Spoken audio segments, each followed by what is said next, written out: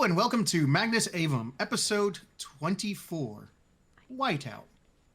Our episode today is going to consist of our two players, Zach and Jen, reprising their roles as Llamel and Anna. Big surprises, right?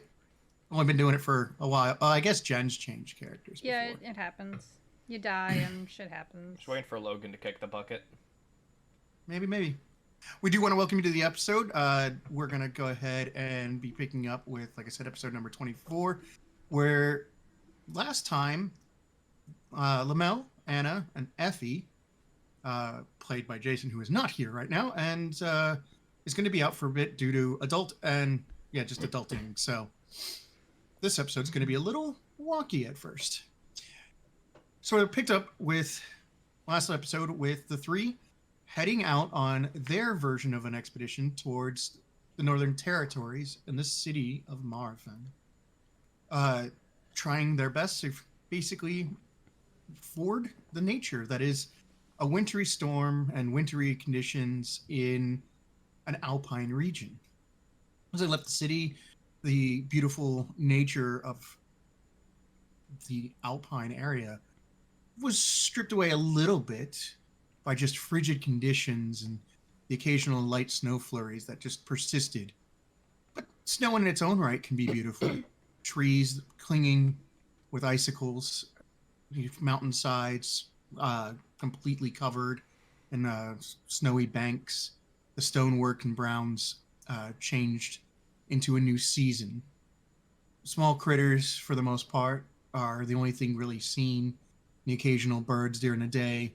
But past that, a very serene environment, save the occasional winds that bring in the flurries of storms and snow. They traveled for a little bit of time under the general safety of their small caravan's preparedness, a few military personnel supporting a former King Ulrich and technically former Prince Xander of the Kingdom of Balsan and his wife, the former Princess Adeline Rudum, in addition to the group. However, while setting up a camp sometime in, it was becoming more and more apparent that the weather was going to become less hospitable and not in any timely fashion that they could find shelter in a proper sense. Koth, one of the familia formerly following under Llamel, now a member of the Continental Familia still, had been elected to stay behind with one of the other lesser Familia members, while the rest of the troop forded on as quickly as they could, based on a ritual Adeline herself had done with Anna, determining that a blizzard would strike the area within about 2 to 3 days. They assumed on the better side of that, and 3 days would be the optimistic, and they started moving. An evening in, and things didn't go as well. They went fine. How did they go, Lum? They went fine. Went fine? I'm okay. Oh, yeah, I guess you are. I don't know. What do you guys think? How did it go for you? Other than personal tragedy, Llamel is fine. Oh, okay. He got hit once.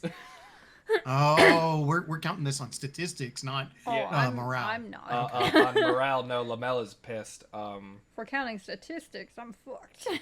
Yeah, we lost one of the nice expensive wagons. I'm sure the horses are dead from that as well. Lost two. Let's see. I don't know where my immediate family is, and Lilia and Effie got plucked off by a winged beast. Strange creature that you'd only seen vagaries of in the storm of night swooped in for what seemed to be an aggressive maneuver. It was Mr. Steal Your Girl. Decided to turn into an event. A strange one in that. You'll have to go back and watch episode 23 to find out what we're referring to. Or stay tuned. You never know. It might come back. So we pick up after the pieces of the battle have started to settle. Wagon being smashed. 2 of the horses, unfortunately, didn't make the encounter. having succumbed to various ailments in the process, most of which being just blunt force trauma. Past that, the shell shock upon the couple of familia members and the military members that are there, not being seasoned to dealing with creatures, but dealing with people, and usually in slightly urban or just near urban regions, has shaken them a little. For Llamel's part, it at least has some form of control to the situation, manages to get the horses and wagons corralled together in a semblance of a formation. And I leave it where you wish to go, how you wish to proceed.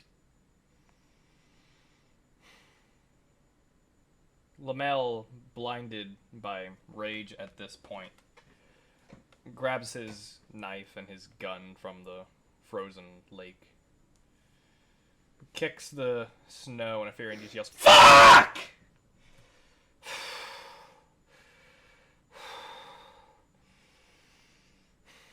Joster, what the fuck was that? I'm gonna break the microphone.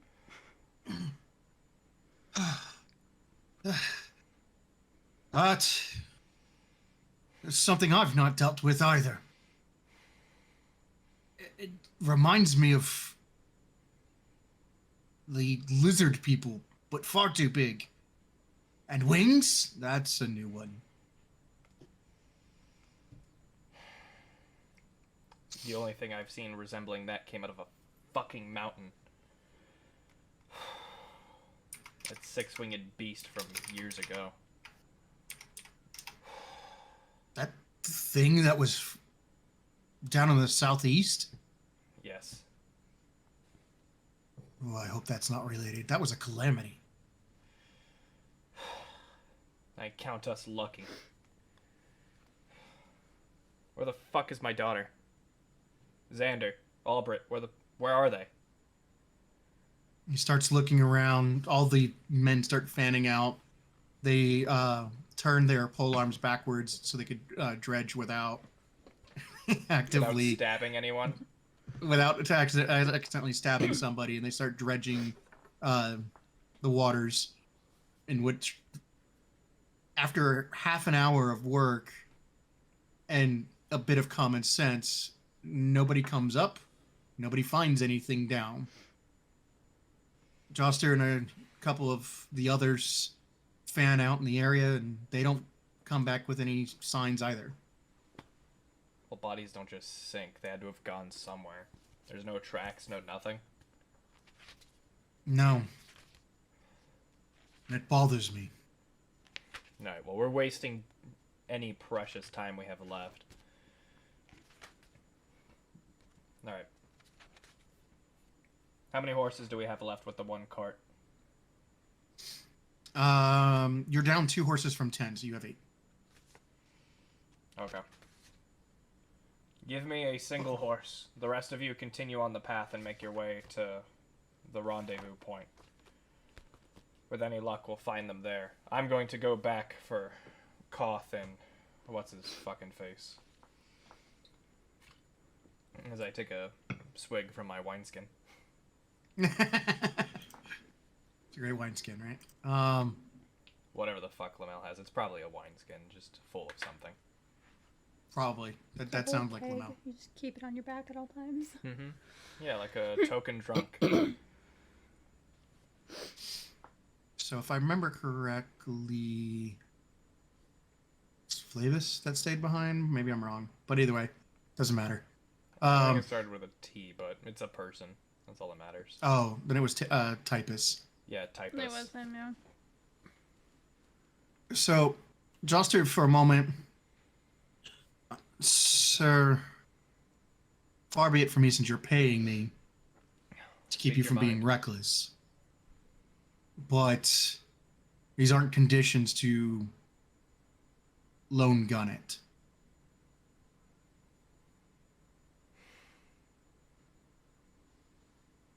I can get these people moving and track out where we need to go based on what your family had explained.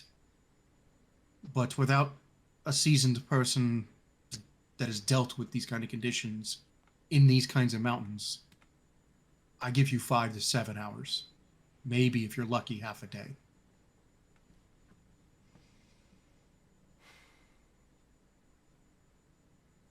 Yeah, I don't like those odds. It's about this time that Nina finally comes out of the woods.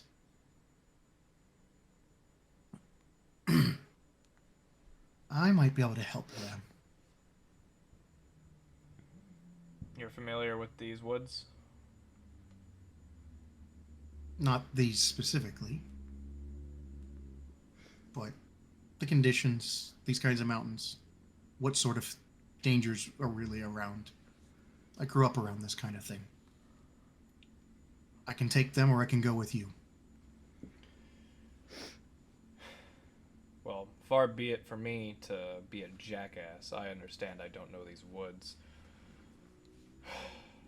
Nina, if you would take this horse, there was 2 left with them. Abandon the cart just to make your way to safety. Do you want me to go get them and just bring them back? If there's giant winged beasts flying around these woods, just casually stalking and hunting people, Koth is capable, but I couldn't take one of these alone, let alone him. It'll be done. I'll get them. So we can always go back for the cart in a couple of days. It'll just be covered in snow. Probably 2 to 3 feet. So will everything else. It'll be a nice hump in the road. It will be obvious. Alright, I'll take... Typus isn't that big. I'll take only 2 of the horses. I'll throw Typus on with me. Well, they had 2 horses. There's no need to take any more than 1. Oh. In that case, I suppose this will be simple. It should be. I leave it to you. She looks over to the group that's kind of part of the whole thing, right? And she just sharply whistles. Hadian, let's go. And one of the familia jumps on the back of the horse with her. No sense in adding to your troubles. But going alone is still stupid, regardless who it is. Fair enough. Be safe, So, Nina. as you.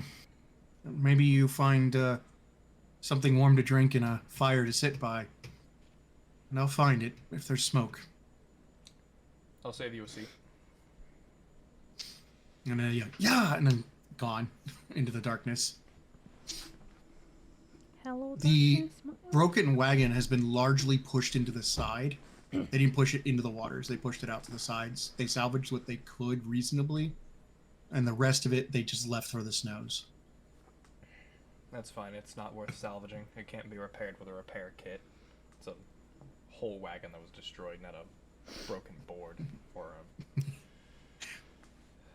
crooked Oh axle. no, the wagon wheel fell off. Your axle broke. You lose 2 days in your travel. But did we get That's some real dysentery? Oregon Trail right there. Not yet. No, it's only real if you all die of dysentery. Alright. The rest of you, we need to leave now. There's no sense in waiting here in the snow. The night's young. We can still go while we still have the shadows guiding us. So Joster starts kind of gauging out the conditions, seeing how the storm's going to move, and at this point, you're starting to get to the point where 700 feet visibility is probably generous, and 300 is only thing that's promised. Most of the... We're down to 4 wagons, because there's been 1 left, 1 smashed. Mm-hmm. So your rear wagon can barely see the front one, if you're thinking about distance. Thankfully, one of your heavy carts was not destroyed, so there's that. And we can But- use torches as sort of way markers or like brake lights to kind of see where we are. Yeah.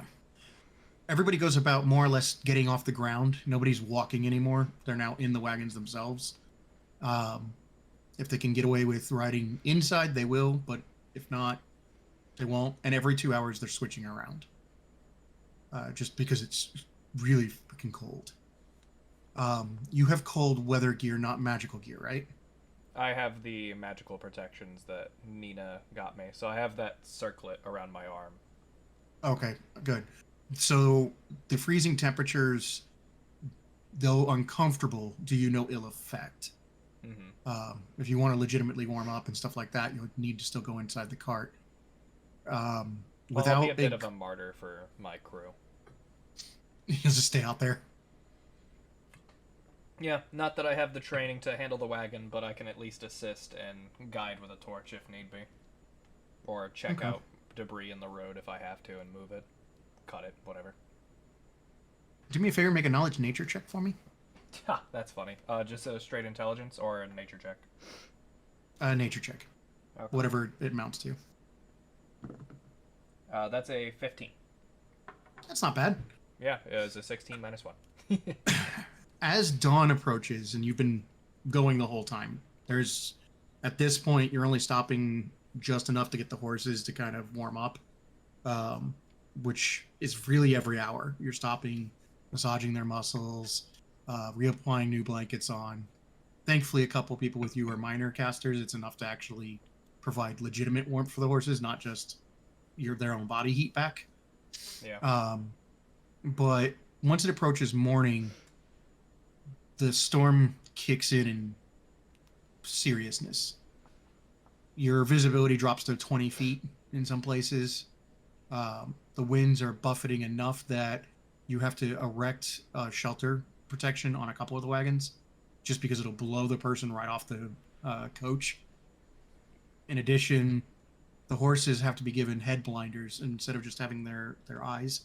They have to be given like full cuffs to basically keep their ears warm and their heads and stuff like that. Yeah, and keep the tips from getting frostbite and anything.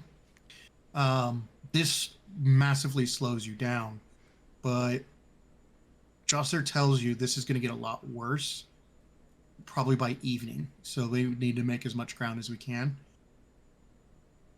Please make a animal handling check to know how bad that's going to be on the horses, unless you want to designate someone to do it. When you get a minute, check your phone. Okay. I really don't know anyone besides Joster who could handle the check, so I will, since he's our guide to begin with, and I don't need to overload him. That is a 17 for my animal handling check. That's actually really good. Okay, so the conditions are getting to the point where if you push these horses, you won't kill them necessarily. If you push them more than a full day, you might. But what you're going to do is run them to the point where they're going to be minimal use to you. And if it gets bad enough, they may stop on their own.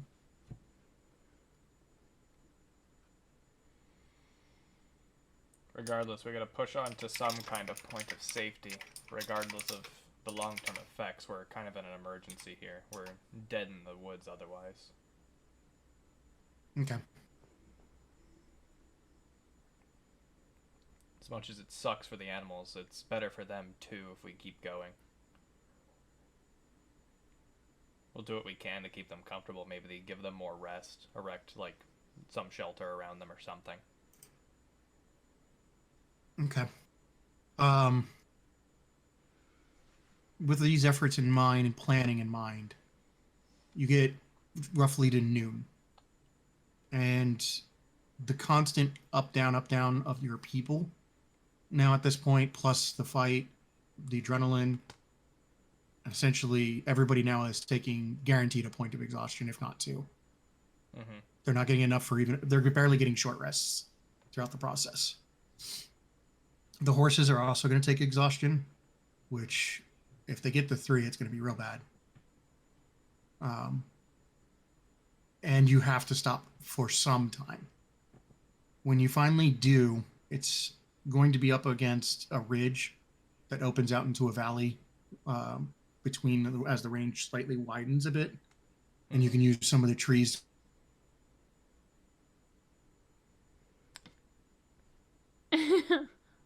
Not sure if you can see Andrew. Not sure if you can see. Or here.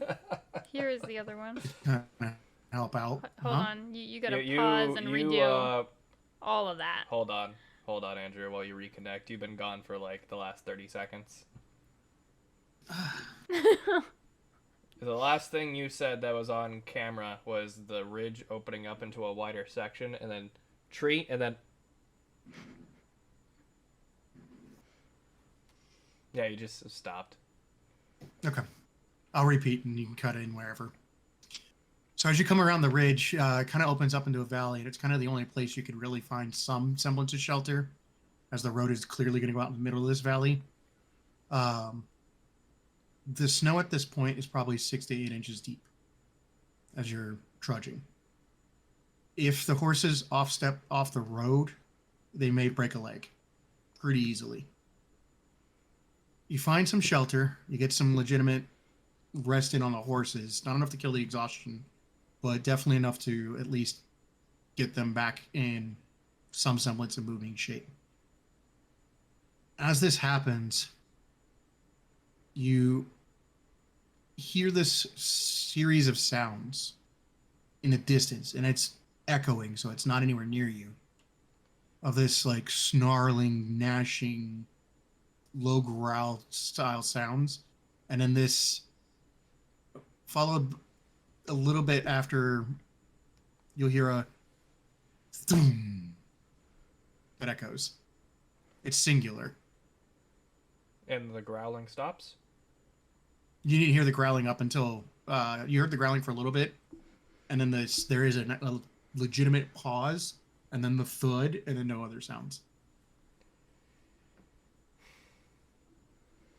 Joster, that sounded like a really big bow. Like the tug of a bowstring, you know? Okay. Like, just think one huge, like 10-foot bow. Just the hollow thunk. Let me see. Kind of starts looking around. Thought giants were mainly to the east. Eventually, and it takes a little bit, he finally points at an area. So you have the valley kind of goes out like this towards you, right? If you were to, this is the east side, this is the west side, or unless I'm mirrored, in which case, la la la. Either way, off your right would be the east. Off the left is roughly the west. Along the eastern side of the mountains, you notice a series of trees that are snapped and felled.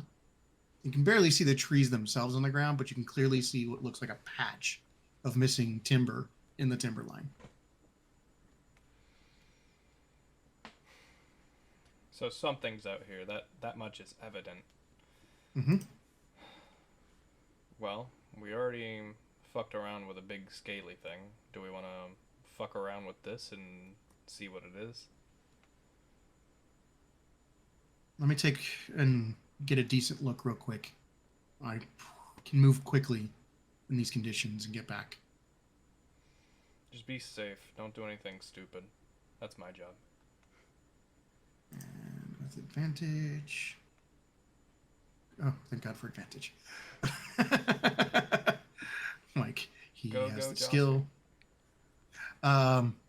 So he takes off, and you can see back to 700, maybe 1,000 feet. The snow is letting up a little. It's not barreling down on you did like overnight. He kind of disappears into the woods. You hear him for a little bit longer, but it's very slight sounds. And if anybody does hear him, it'll be when he's really close to them, like within a couple dozen yards. After a bit, he's not been gone long enough he would have got that far to where the spot is. You notice a tree,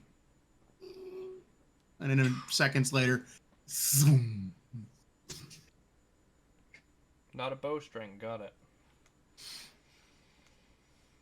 something is felling trees. 20 minutes goes by. Nothing really occurs. 30 minutes go by. Joster's not back yet, right? Nope. Did you lose our fucking cook? You better not have.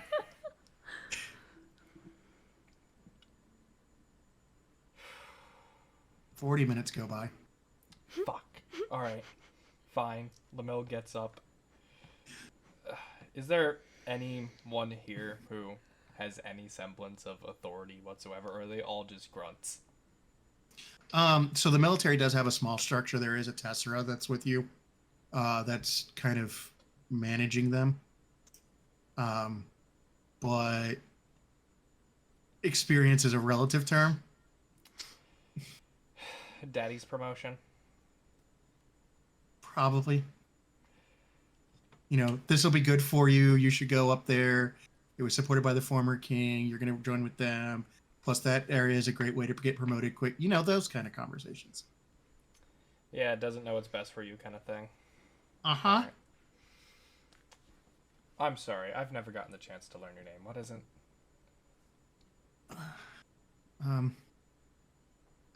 I'm Hella. Hella, nice to meet you. Listen, our guide and cook happens to have been gone for 40 minutes or so, and we need to rest for a little bit longer anyway. So, here's what I want you to do. Stay as quiet as possible and make sure that you, your men, and the horses get a long, capable rest. I'm going to go out and go looking for our missing guide. Because without him, this means certain death. And I'm sure you don't want to die, right? No, not really. Okay. So, I will do my damnedest to get back. Don't die while I'm gone. And I just leave, heading off relatively where Joster was going. Okay. I'd also like to roll for stealth as well. That's a good call. Go for it. That is a 19 for stealth. Okay. And with a 19, you move along pretty solidly without too much issues. Not much to be avoided with the crunch of the snow, but the wind may be masking that. Yeah. Survival as well to track out the distance and everything. That is and going avoid to be a harder roll. Dangers. Yeah. 15. I'm rolling solidly in that 12 to 16 range. Must be nice. I'm loving it right now. This is good. Ba-da-ba-ba-ba. No. All right, so as you get out there, it takes you like 15 minutes to get up there.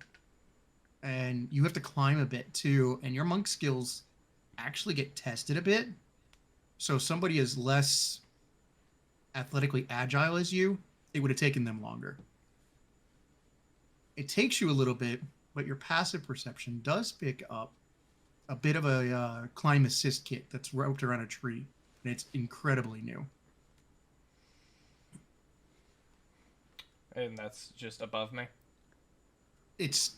You can get up there yourself, but you realize that somebody else might not have. When you get up to the ridge that's up there, you find this wrapped around a tree with a latch hook that's already been attached to the rope. Probably was thrown up there and hooked. So it looks like Joster decided to set this and then not actually use it, is what I'm gathering? No, he used it to get up. Okay, then I would likely follow as well, seeing as I can use this rope to easily climb and just follow Joster. Hence, no athletics requirement. I know you'll tap through it. So, monks. Yep. Anyway, as you start moving along, I need another survival.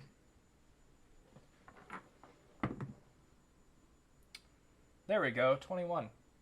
Oh, okay. Another about 5-ish minutes goes by, and you finally figure out about where he went.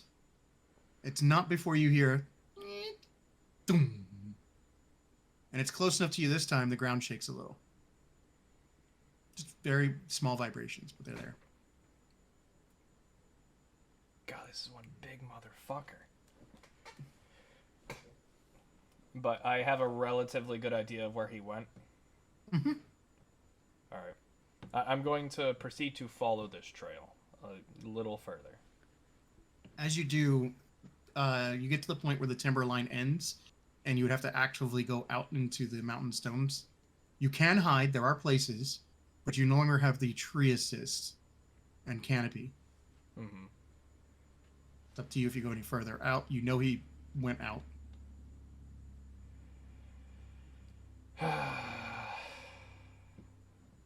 It's the end of the tree line. It's basically just rock facing from here, or is it like the fallen trees?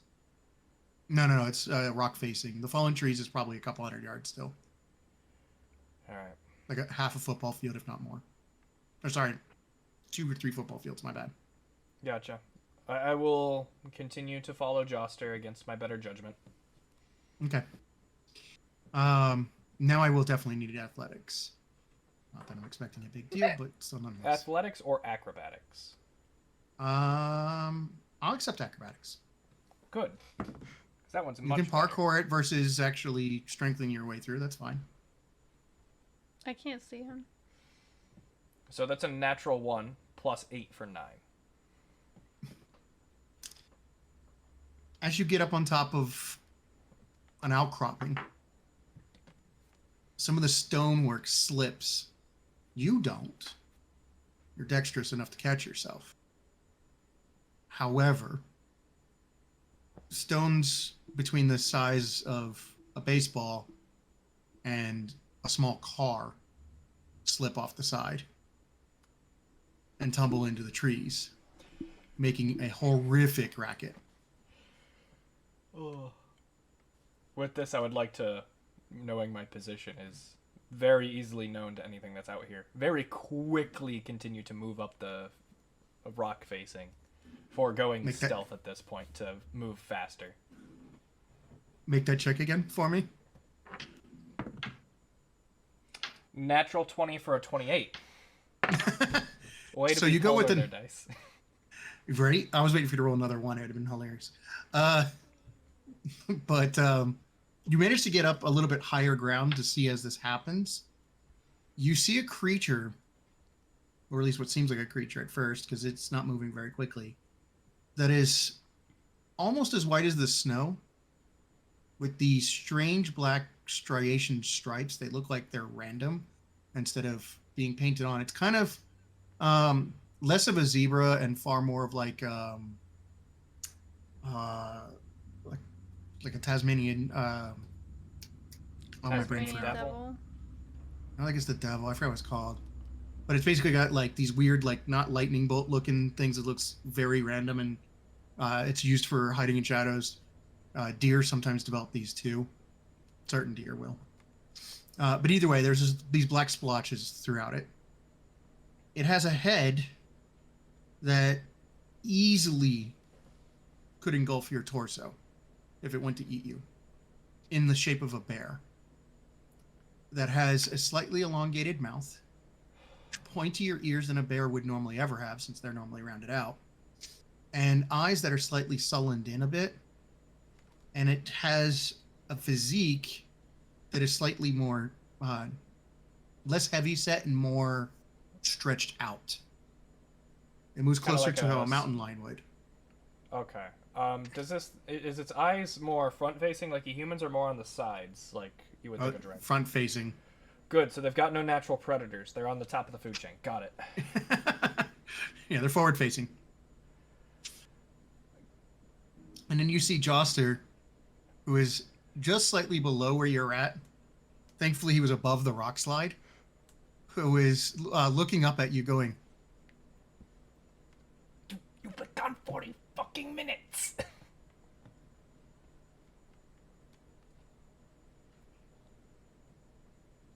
It can climb? Oh, fuck. "Please roll initiative." Good god damn it, no. Uh, Another natural one, no! That's a 6. well, Ugh, this is great. going to go piss poor. Oh no! Joster die? What the fuck is this thing? Ah! What did Joster just get? 14. Okay. I love you, Jen. Good. Can you grab me another beer, Oh my god. please? No. You don't need more beer. All right. Well, What can you did- grab me another drink then? What'd you get? A 6. Ooh. Natural 1, by the way. It's my second natural one of the Ah. session. That's 2 out of 3 Automatically rolls. lost. Okay.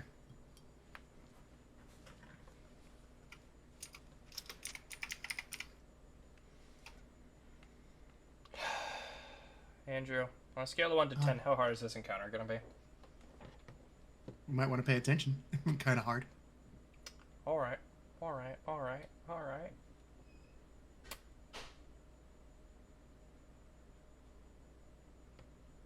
So, this strange creature that reminds you way too much of a bear, but doesn't look like a bear. As it starts to climb, it develops 2 more sets of limbs, giving it a total of 8. What the fuck? And it starts to climb. With a relatively good climb speed? About 20 odd feet. Considering I don't have a climb speed, it's probably gonna be faster than me, got it? It probably will be, but that's okay. We'll see how it goes. You never know.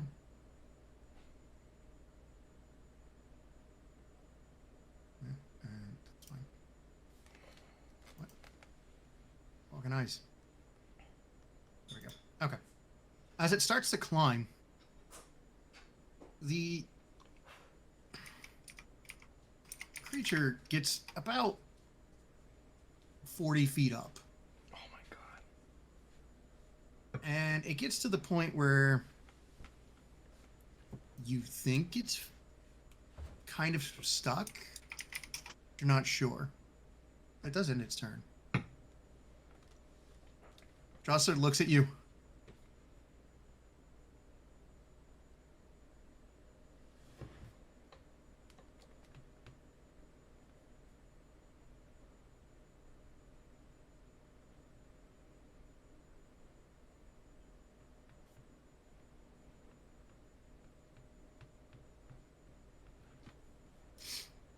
There's so much said in silence.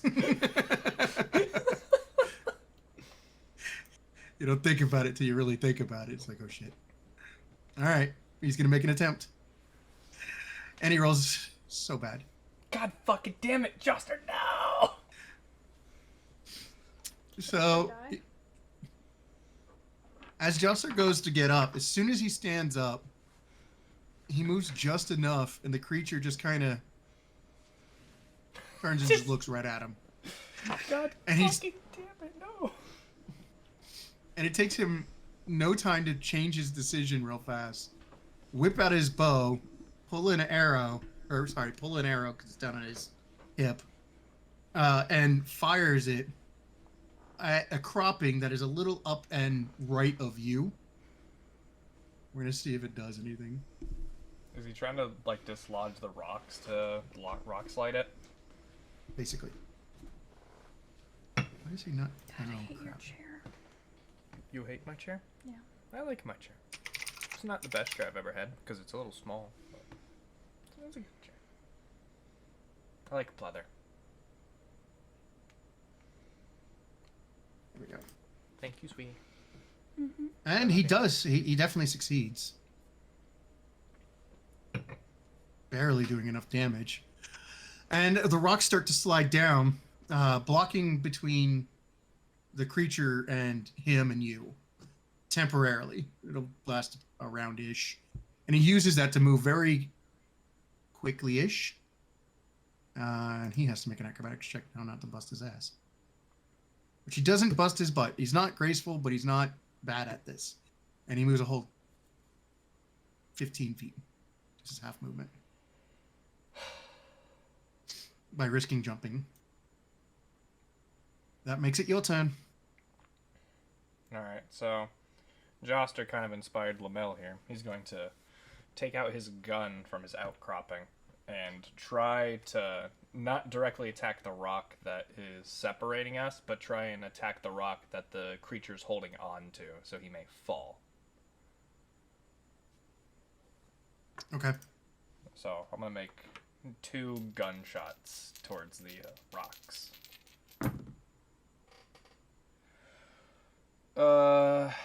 First one is a 21 to hit. It hits. Second one is a 14 to hit. Okay. And you were attacking outcroppings? I'm attacking the rocks that the creature's holding on to try and climb. To try and go. make it fall. Go ahead and do damage for me. For both? Yeah, but independently, because they have to get over a certain value to actually do anything. Okay. That's 15 damage on the first. Okay. And 9 damage on the second. Okay. As the creature slips, it starts falling down. I'm going to make a dex save. I'm going to borrow Joster for the moment and then change the number.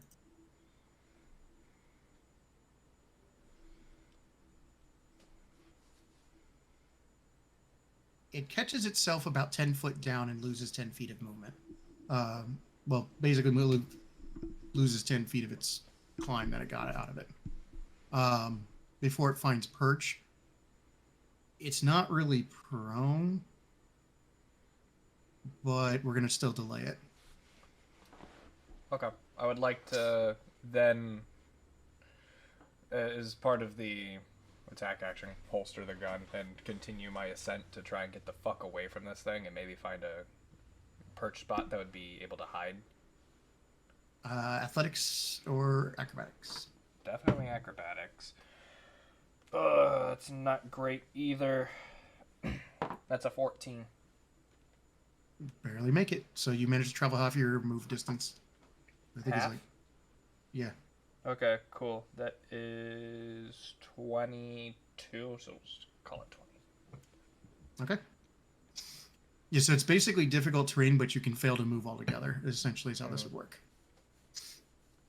So, as this creature finally kind of shudders a bit and realizes what is going on enough, it reaches up just a little bit, and as it starts to pull itself up, you see its claws start to morph into more hand-like structures, even though it's still bear-like. Instead of being like open paw, it actually can grasp. Does this make sense what I'm saying? I hate this fucking thing, yeah. And it starts to climb up after. Because why not? And we'll use his again. Oh, yeah, no, it's going to rapidly move now. So it climbs 40 feet. Oh my fucking god. Getting pretty close to Joster, and as it does, it raises 2 of its claws, hand claws, and swipes at it. But it's aiming at his legs intentionally, it seems.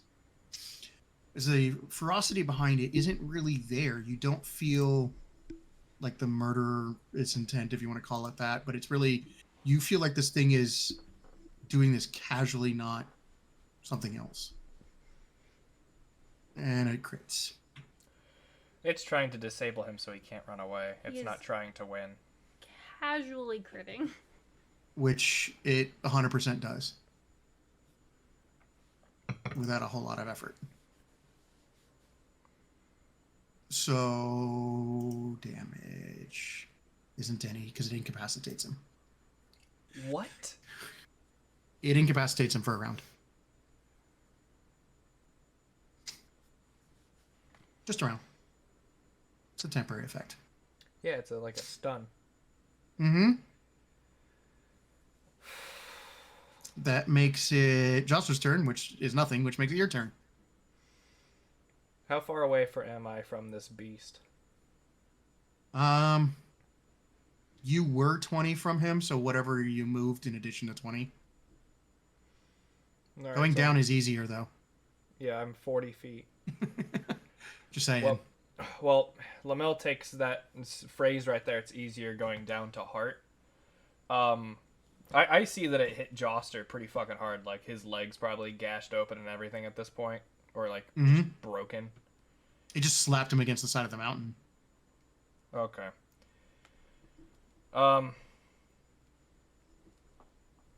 Important question. Did I have time for a short rest among travel? Short, yes. Long, no. All right, this is important then, because otherwise I may die doing this. I'm going to use that many hit die.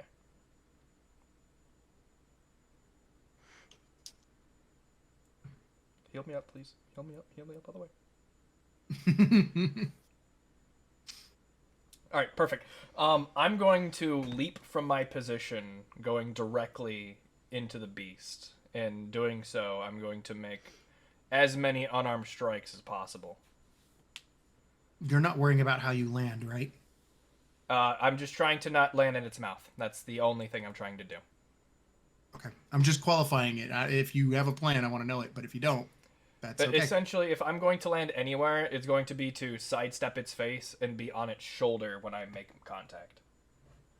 Okay. One of Make its your many attacks. shoulders, I suppose. You should probably turn one of your attacks into a grapple. Into Unless a grapple? you want to keep going. I mean, unless you want to keep falling. Unless you want to keep falling. Oh, that's fair.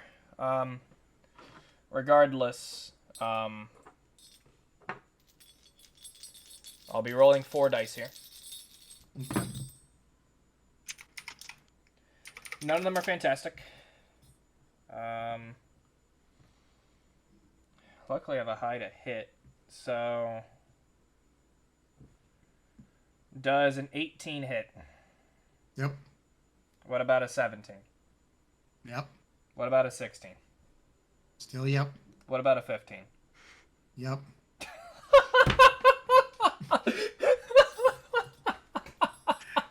You don't want to know how low this AC is. I bet you it's like a fucking 9 with how massive this thing is.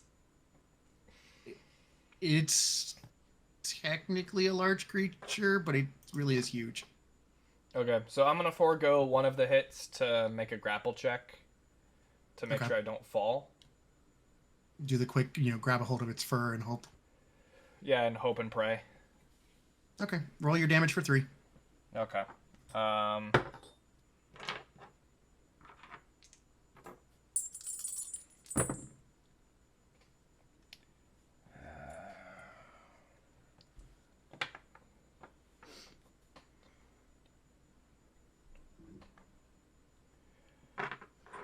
Alright, that is 26 damage, and I need it to do several things. All right, let's do them in order.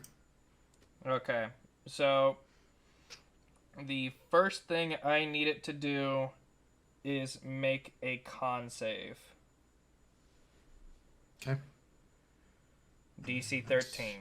Please fail, please fail, please fail, please fail, please fail. No, it handily passes that. Okay. Then I need it to make a dex save, DC 13. That I probably won't. We'll see. On the nose. This motherfucker. God damn.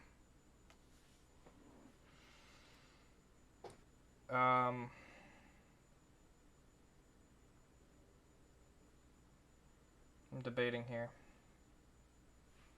Option number 2. Well, see, I can spend key points trying to bait the fail on the stunning strike, which I kind of think is my best move here to survive and, have Joster live. Okay. So, Andrew, I'm going to use most of my key points here. Roll 2 more con saves because of my 3 attacks. Nat 20.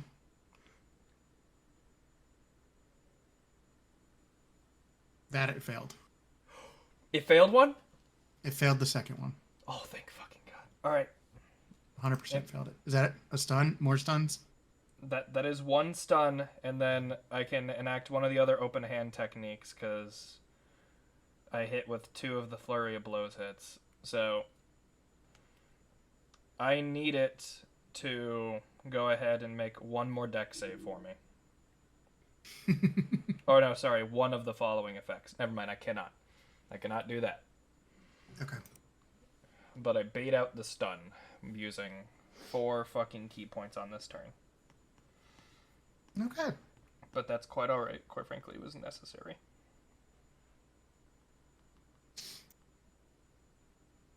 Anything else? You get the whole as the thing's getting hit, and it's just like trying to shrug you off and a bunch of other stuff.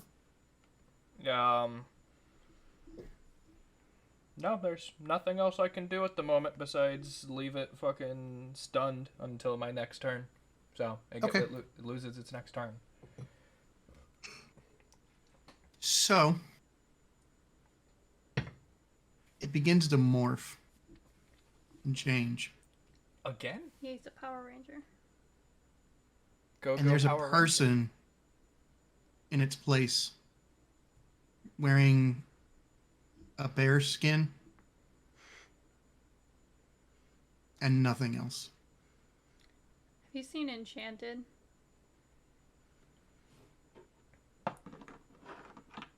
Alright, good talk. I don't know how to take this information.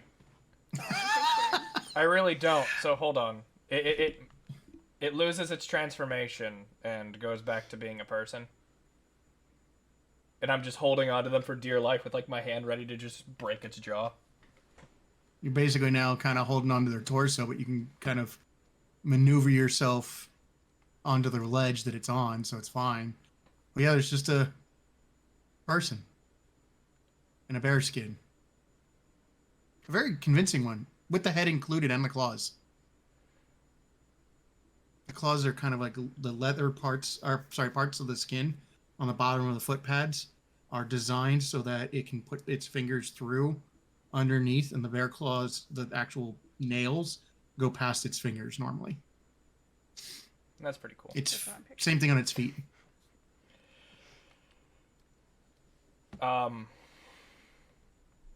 It's to Joster's turn then, afterwards. Mm-hmm. And his immediate response, what the fuck? I say we leave it and we get out of here. As he moves to do exactly that. When it gets to my turn, I want to kind of get it in a... not like a chokehold or anything, but I want to like restrain it and see if it understands what I'm saying when I say to it, calm down, I'm not here to hurt you. You attacked us.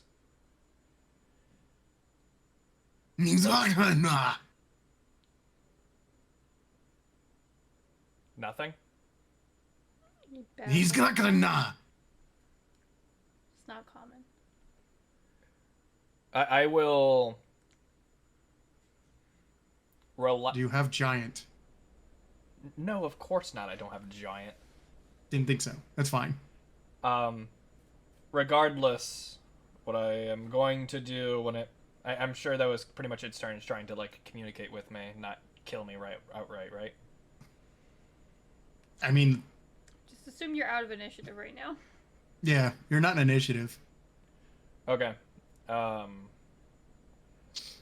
What I will do is I'm going to relax my hold, let go of it, and climb off to the ledge and gesture it to come on, and basically, as an offering of peace, put my wineskin down.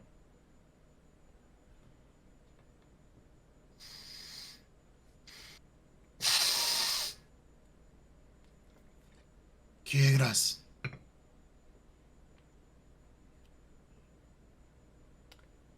I don't understand, so as a proof of it not being hazardous, I will take a swig of it and try and pass it to them. Joster sees this going on.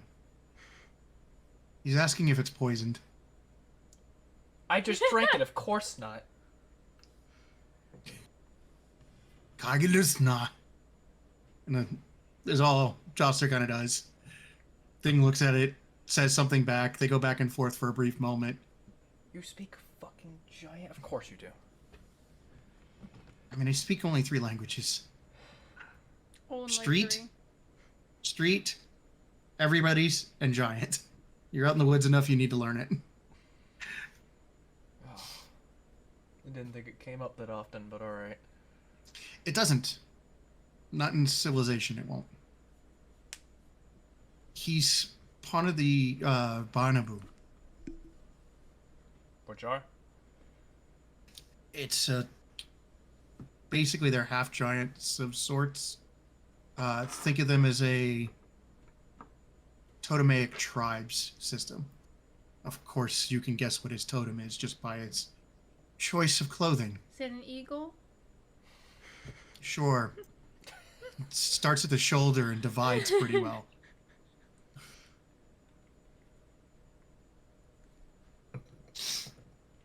But essentially, he was out here logging for the tribe, which means he's not alone.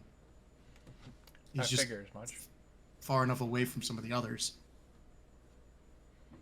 Starts to say something else to Joster, and Joster goes,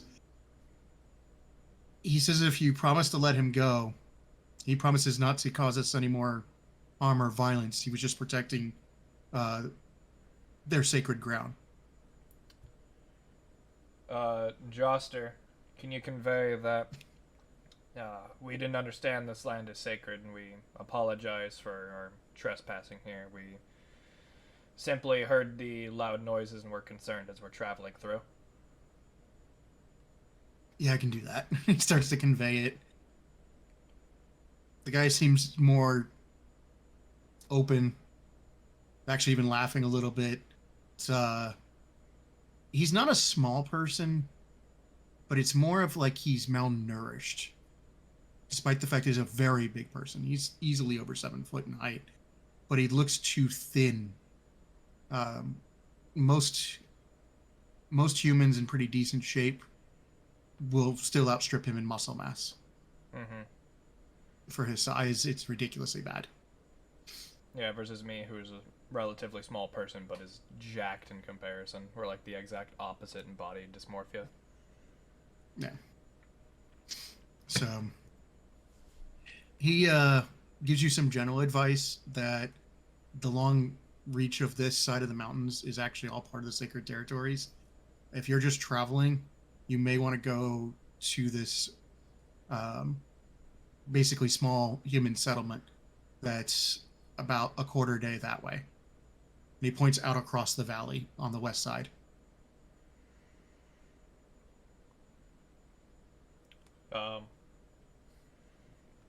Thank you, Joster. And I put out my hand as, you know, like our normal sign of thank you, respect for, like, the handshake thing. Okay. He confusedly takes it. It's not like he's unaccustomed to human customs. It's just awkward for him. Yeah. Joster... Okay. It's like shaking hands with a baby.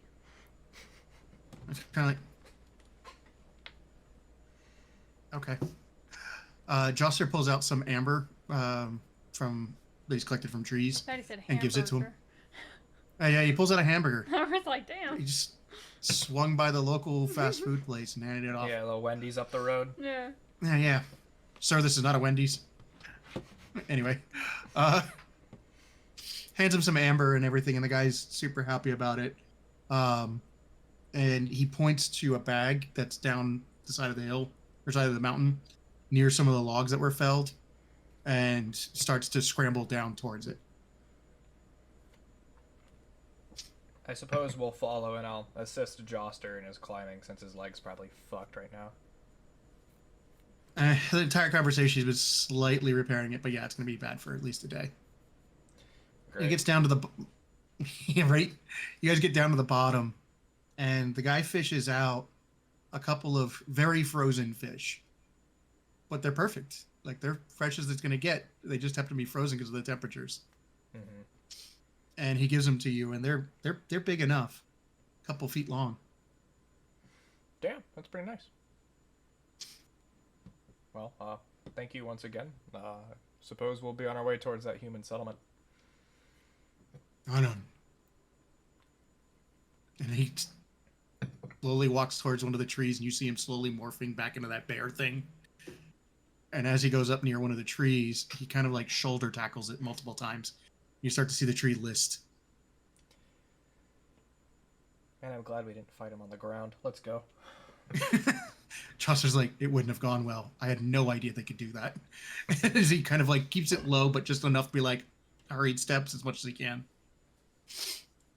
So you guys get back to the wagons. By the time you get back to the wagons, Nina and Koth have caught up. Nice to see you guys. Yeah, they said you went to investigate some strange noises. Yeah. Nina decides to tell you. Giant bear, giant kin. Fucked up Josh's leg. Koth, can you take a look at that? I'll tend to it in a minute. She kind of like goes over and like, she doesn't grab you like she's gonna chastise you, but it's a familiar thing from when you were younger, when she would grab like the tufts of the side of your head and everything, and just kind of draws you close, so that you kind of go like temple to temple. She goes, "You really need to stop being so stupid." Well, in my defense, I came to defend Joster. It wasn't like I personally went out to investigate the sounds. If the hired help is dumb enough to get themselves killed, then they're capable enough as a ghost to find their way home. Yes, but I'd rather find the person who's capable of getting me home than die out here in the woods.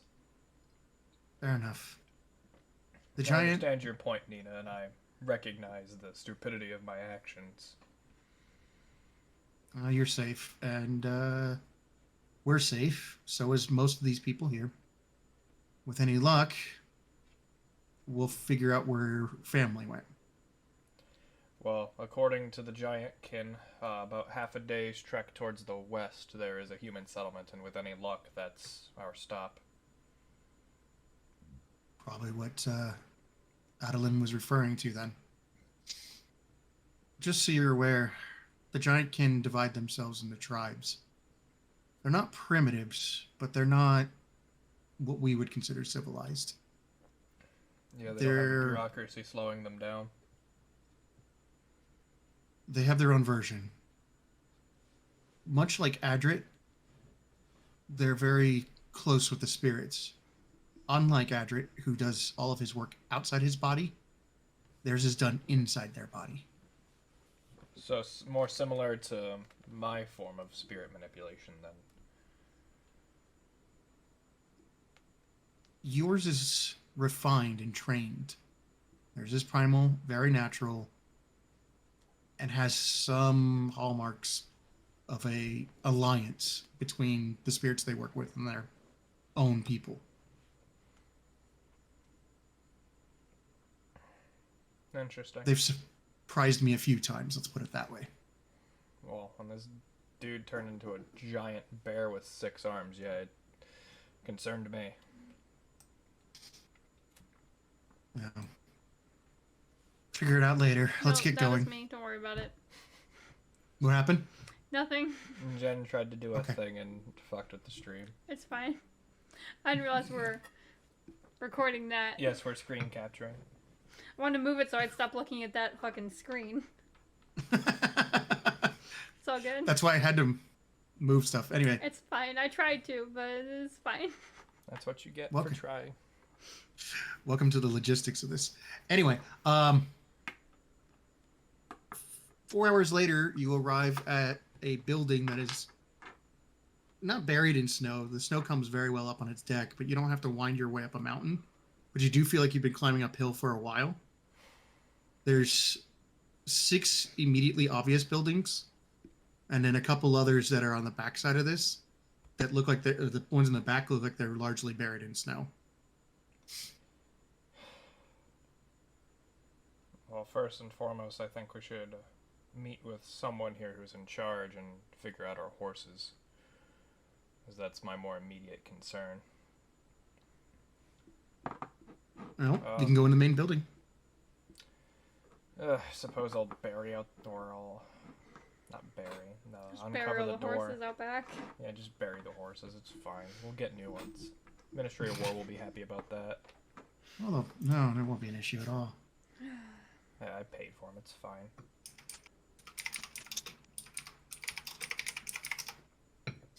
So, as you approach this place, it's almost entirely constructed of wood and stone. Most of it's laid stone, and it's mortared together in very traditional ways. This building is probably incredibly old, but well maintained. It stretches out more long than anything else, straddling a major ridge line that is probably every bit of, 200 yards deep into the mountain itself. None interfering. It's not naturally carved. It's just a natural flat spot as you went up the mountain. Yeah, it's a nice plateau. Yeah, it's a nice little plateau up the mountain. There's some trees in and around it, but most of them don't grow all that high. There are some behind it that grow higher. You don't know if that's because they were tended that way to give it a front facade, or if it's just the nature of things. As you approach the door itself, it is double wide, but it's not as wide as like Balsan double wides would be, where you're meant to be walking in, in a procession style. This is more of just like a, I don't know, courtesy width. You could walk in and, two people could be kind of abreast, but not comfortably so. They're solid wood. There's no glass in the doors. There's glass all over in the building. It's set between a series of interlocking notched studs. The entire structure of the A-framing in the front is held up entirely by an interlocking log system. Past that, as you walk in, there's a huge hearth off on the right, with two separate fireplaces that are conjoined to create a main lodge space. A series of leather-style couches and horn basically make up the space, though there's multiples of it for different groupings to gather. A desk that's kind of in front of you that's really just bigger than a podium, to be honest. And then a series of long tables that are there. Given the hour is probably 2 or 3 hours after dusk, the hearth is going. There's probably very few people mingling in the area. But there's there. Well, I suppose I'd walk to the desk. Is there anyone attending it? Not immediately, no. There's a sign-in ledger that's there, and it looks like there's people that have signed in multiple times throughout it and stuff like that, different times and dates. You can tell that it's probably not frequented, because if we were looking at both pages of the ledger, one side has a name that's maybe dated 6-7 months apart from its same name being later. So that gives you the frequency in which people even show up here. Mm-hmm. But that's all that's really there. It says winter rates is kind of like a little sign there, which is basically 5 copper a person. Includes room and room, board, lodging. If extended is required more than a week, it's 2 copper per person. It says double rates not double rates. Double rooms, where it's basically 2 people to a room, 3 people, whatever, is 50% in winter season. So essentially, right now it would cost you normally 5 copper a person per day. Unless you're staying more than a week, then it's 2 copper per day. Unless you want to take and put like 5 people in a room, and then it'll cut that half and be 1 a day. We've been on the road. We were attacked by a dragon. We can afford the extra amenities of comfortable living arrangements. I don't mind spending more money. Regardless, I need someone to take my money. So I will. Is there a bell or something, or do I just knock on the wood and yell like? There's there no anyone bell. working here? Hello? Is there anyone working here? Yeah, one moment. Sure There's thing. a voice that pipes up from like a back room on the other side of the long tables. A lady comes around with what looks to be a 3-year-old, kind of latching onto her long skirt. She has a leather apron on that's clearly covered in various stains from various things she's probably done over time. It's very old leather. The skirt's not so old. The child being a young girl with pigtails that have been tied up and then partially braided into the tails, as if they probably were once buns that have gotten loose more than anything. Is also in a simple little dress with a basic tie at the waist. The little kid has no shoes on. There's like slip style shoes on the woman. And she walks up to the desk with like a rag in her hand and kind of puts it off to the side. Welcome to the Leaping Wolf.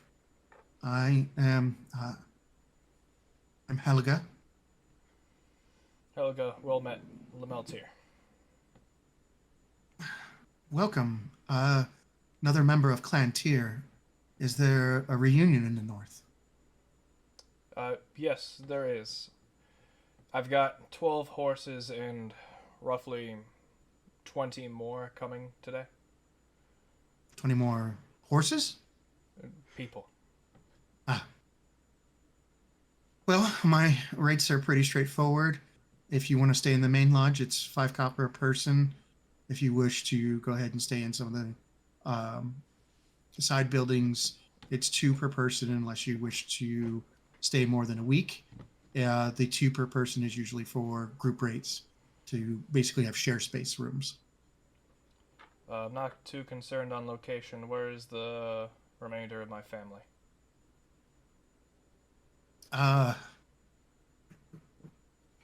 4 of them arrived a few days ago.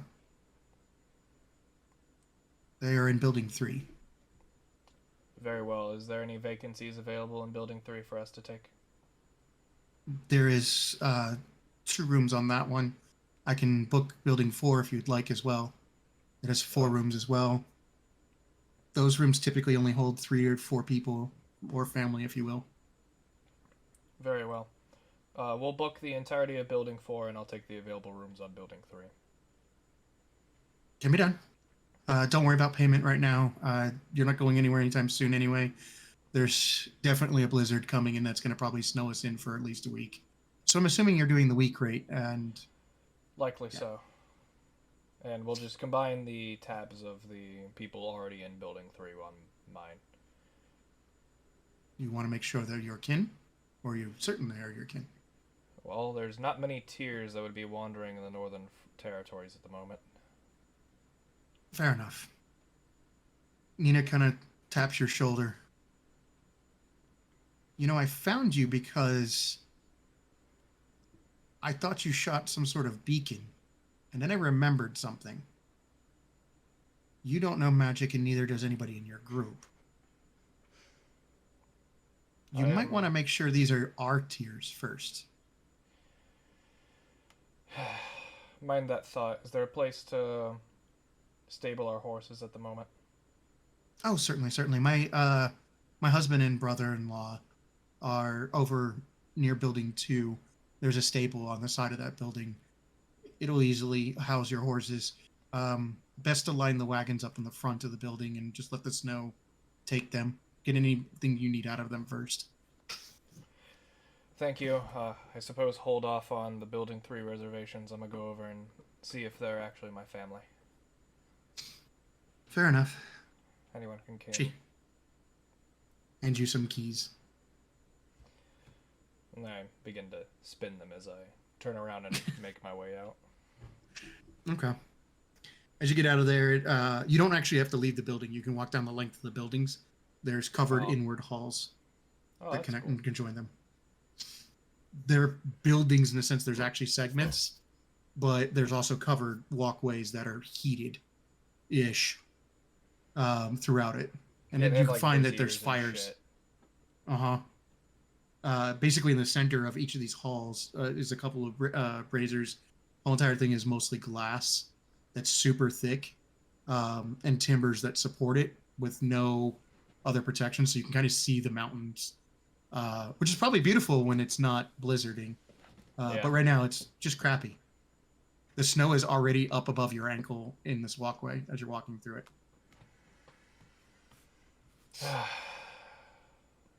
Nina, I fucking hate snow. There's a reason I went south. I imagine so. Yes. That wasn't it, but it was a perk. Yeah. Oh, well, I suppose let's see if this is my family or not. Or I suppose Go at up this to- point, our family? I'm not sure. I mean, as far as I'm concerned, you're my kid. Even though you're more of a rebellious teenage asshole. I'd like to think I'm 30. I'm getting out of my rebellious years, but I appreciate the faith. Oh, sure. Maybe out of the asshole part, but definitely not the rebellious. Fair enough. I suppose Knock on we the door? make our way to the little family lodge. On your way there, Easily. Uh-huh. you are greeted by a familiar white fox who runs up and jumps onto your shoulder, starts barking at you. Yep, I suppose our family is here. Lead the way, little one. No. Scurry his way over. It's a bad time to forget the name of your fox. His name is Biscuit.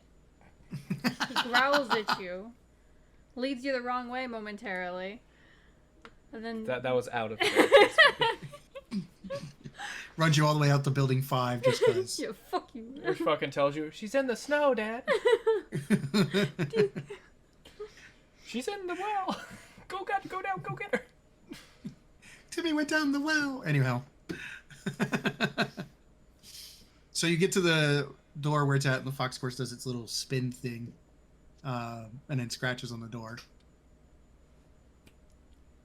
The door opens. Biscuit like squeaks in. Does the door even stay open, or you just close it behind Biscuit? I probably closed it behind Biscuit, yeah. Makes sense. he scratched. No one else knocked. I open up the door. It's locked. It is not. You did not lock the door. yeah, she probably did. God, you motherfucker. It's I just Biscuit, man. I don't have a key to this fucking room, so I'm just gonna pick the fucking lock. Sure, sleight of hand. Always the hard way. That's all a Nina says. 17. Or, sorry, 27. My bad. That was a 19 Yeah, plus 8. You pick the lock. Door opens. Fireball. No, I'm kidding. You know, it's I'm really not. rude to lock the door in someone's face, Anna. Deck save. A deck Did I- save? What the fuck? Okay, I was Deck kidding save. about the fireball one at least. Yeah, but I'm not. Okay, I was trying to clarify the fireball was a joke. Alright, that's a 16. Okay. So, for a brief moment, a cacophony of voices start screaming in your head that effectively amount to a whole bunch of people telling you to get out. It doesn't do any actual damage, but it hurts. It's brief. Wards? Really? Really? Wards? You would have been better suspending an axe above the door. Go with the classics. Jeez.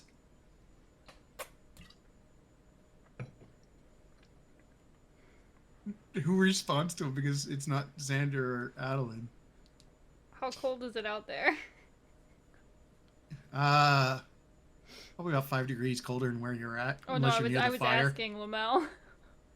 Oh, okay, yeah, my bad. Oh, unbelievably cold after you guys fucked off with the dragon. You mean save their lives? Yeah. Oh, I am aware you saved their lives. Or, actually, I'm not. No, I'm No. not.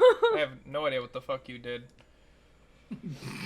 I saved Self-retcon. lives. I'm a hero. Yeah, you did that? You disappeared with them? We're alive, aren't we? Yeah. Oh. Survival of the fittest. Well, I punched a giant bear and knocked it out on the side of a cliff. Well, defending Joster as a beast broke his leg. I had lamb the other day.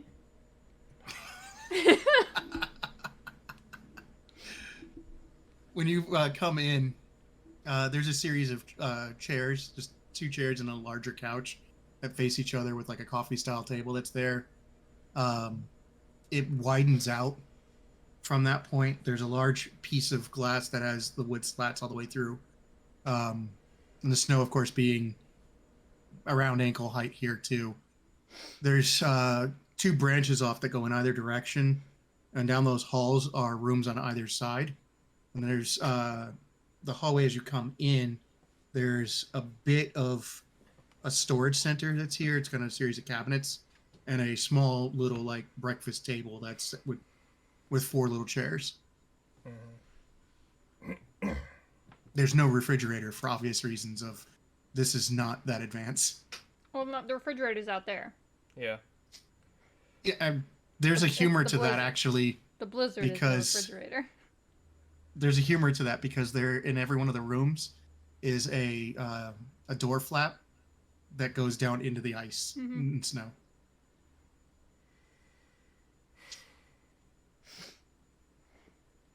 Oh, no. Want a cookie? Actually, yes, I would. Nina? Sure. How you doing, dearie? Warm? It's probably a good state to be. Where is Xander and Albert? I point Oh, to Albert's on the appropriate couch asleep. rooms. Or appropriate couches, I guess. He's just sitting there. He's kind of like this. Um, all the whole time. He fell asleep while watching Anna, Gotcha. old man style. I imagine it's been a day or two for me, right? It's been 3. Okay. You see that my No, 2. pinky finger Okay. is kind of like wrapped up a bit.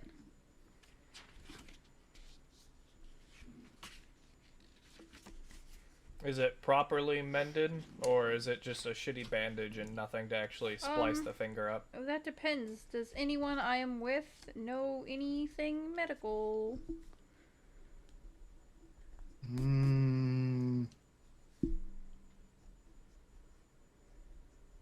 Albert. It is somewhat okay.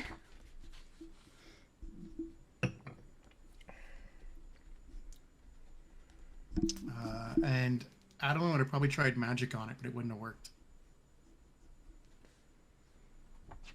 Yeah, I tried magic on it too. Nina, can you make sure the splice on Jen or on Anna's finger is Who's Jen? suitable? Sure. Come on, Anna. Come over here. Okay. I'm gonna go say hi to dear old Xander. Oh, why did I even roll? She can take 10. She's not under any pressure. Yeah, we got time.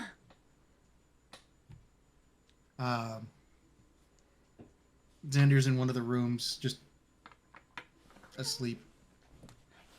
Oh, we got Puppy. Adeline, of course, being in there too. Well, she doesn't want to show up on screen. No. I'm gonna knock, obviously, because there's no reason for me to just barge in on a married couple. Oh, she's Fair on enough. screen. Clem, Hey, Boopy. Clem inside. Hi, Clem. Okay. She says I'm going under the computer. All right. She says no camera, under computer. The thing she didn't like the sound of, she has now gone in under. It's probably because Well, it's because she can't hear you anyway. No. We both have Wow. headphones in. We got a doggy dog. Anyway. You knock on the door. Yeah. Open up, Here, brother. it's Ender. There's a little bit of ruffling, some general sounds of movement. Of putting on And I- pants, yeah. Ow. As you hear a knock into the wood. It's not hard, but it's not soft. Damn. I know you want to see me, but no need to hurt yourself over it. It's fine. Opens the door and he's wrapped in a robe. Just want to let you know the cold didn't kill me. Didn't Neither think it would. did the dragon. Neither did the massive 6-armed bear. The what? Yeah, 6-armed bear. My breathing is so loud. That messed up Josh's How did you get in a leg pretty good, fight with the... Is he alright? though. Other than the broken leg, he's fine. That's not alright. Well, it could have been worse. He could have no leg. Regardless, I didn't mean to wake you. True. We can talk in the morning if you need to sleep. That works. It's good seeing you. And he kind of claps you on the shoulder like twice, but very weakly. You know, sleepy weak. Yeah, you could I'll go see you in back the to morning. bed. He just closes the door. And then you hear... Ow. Need a candle. Oh, Clum, you're so loud. You're such a loud donkey. So, the rest of your crew ultimately find places to, among them to stay. And the military people all barracks in one building because why not? Between the 2 rooms you guys have, you can easily give half of it to your familia and whatever else. There's technically a room with Anna now. Yeah, I in don't this know one, who if you was wanted to. staying with me. No, Probably just- nobody. Oh, cool. I had my own damn room. Sweet. You can come back out if you want. Come on, Clum. I mean, you're how old now? 13? Come on, Clum. Yeah, why would any of them sleep with you? I There's no don't point. know. I'm so used to being like 8. Yeah, it's fine. Here, I'll be right back. I'm gonna go let Clem out. Okay. So the next morning, Llamel's sleeping in. You find Nina sitting on one of the chairs with a piece of wood you don't know where she got it from, whittling away at something. When There's did you get shavings all over the into ground. woodworking?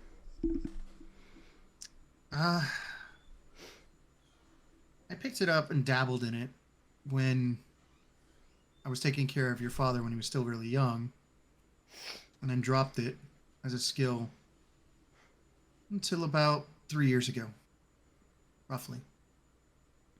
I prefer metalworking myself. Might not want to do that in this building, No. but I agree. It's the way to pass the time. You want to learn how? Sure, why not? She flips the knife she's working with over to you, hands you another bit of wood that she has. I look at the craftsmanship on the knife she handed me. Oh, it's one of those things that's not meant for an art form. It's meant to be functional, but it's very well made. The handle is actually a piece of horn, probably from some sort of stag she probably killed knowing her. Or somebody killed and she bought it. It could be both easily. The metal is odd. You know how Damascus steel has that like laminating marbling effect that occurs? This has something similar. But when you kind of feel the blade, it's not really metal. It feels more like stone. Huh. Okay. But she shows you how to strip the bark safely, and as you're kind of doing it, you slip multiple times. And I got really close That's to that fine. I'm camera. already down a finger, so, fair enough. Yeah. I mean, you're going to slip multiple times, and then she starts to show you how you would peel fibers away to get the results and how to make in guts And as she's starting to show you, I need you to make a, let's see, make a survival check. I'm gonna use borrowed knowledge to make me better at it. Sure. That just gives me advantage, right? Does that sound right?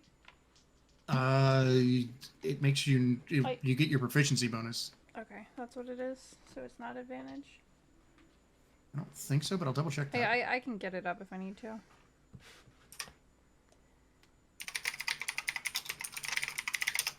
'Cause I thought it makes it a skill.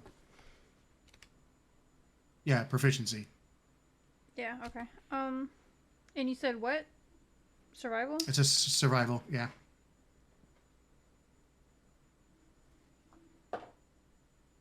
$11. Okay. I mean, you're not good at it, but at least you can do it. I'll take it. So, in about 20 minutes, she pulls out another knife and starts doing her own piece. And by the end of the hour, you have something that looks like what you wanted it to be. It's not good, but it's a start. Alright, well. I think I'll stick with metal, but not doing nothing else. Fair enough. How long before Llamel actually wakes up in a day? I imagine he's a little Well, exhausted. Yeah, I had at least one level of exhaustion, and considering I was fighting, drinking, leading a group, constantly outside in the cold, He doesn't get up at all I today. probably take a full day of just sleeping, getting up only to use the restroom and eat, and then go back to bed. Okay. And it's like a do not talk to me kind of thing where I might sit down and eat, but if anyone talks to me, I just death glare them. Albert, like Nina, gets up really early, and he starts going through books and stuff like that he has in his satchel. He usually goes out to the long building to begin with, the longhouse building, and then likes to read by the large hearth. But he'll pull a book out every morning, and then he'll just disappear into the main building. Anytime you want food, you kind of have to go to the main building. They don't serve anything after what is roughly 9:30. They won't serve anything before 5 a.m.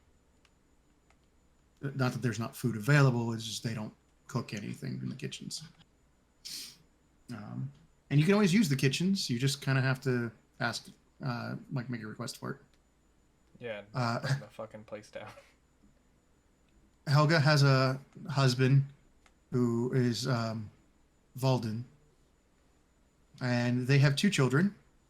One is 5, and one is not quite 3 years old.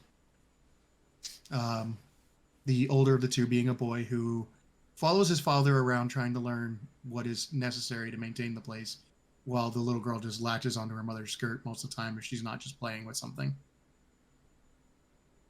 And the little girl is incredibly shy. The boy will come up and ask you a million questions about things that are not important. I've learned to avoid him.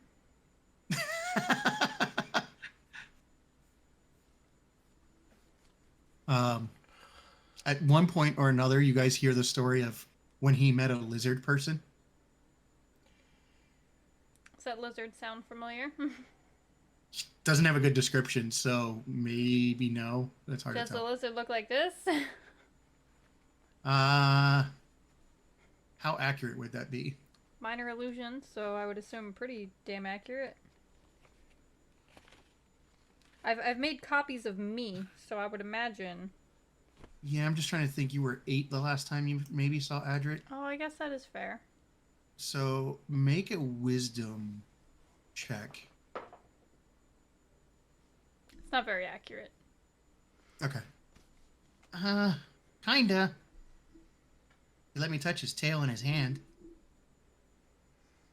Did he sound funny? I mean, when does a lizard not? Fair enough.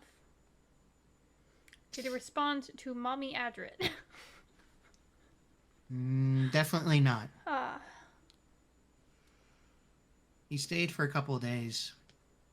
He had another lizard person with him. It was really white. Oh, our lizard has no friends. So And couldn't have been him. he had two people, a boy and a girl, that I couldn't tell which one was which. And he had a guy with black hair who screamed really bad when he thought he saw a mouse. The twins in your family, are they both women? No. Are they with us? No.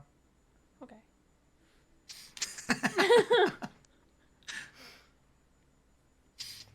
So he tells all sorts of random stories about different people that have come and gone. None of it has any real substance.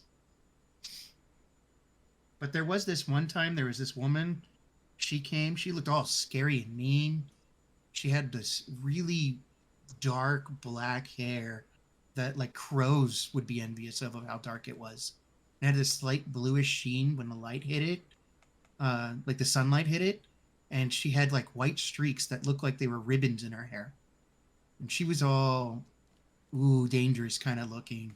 She's really nice and gave me pastries.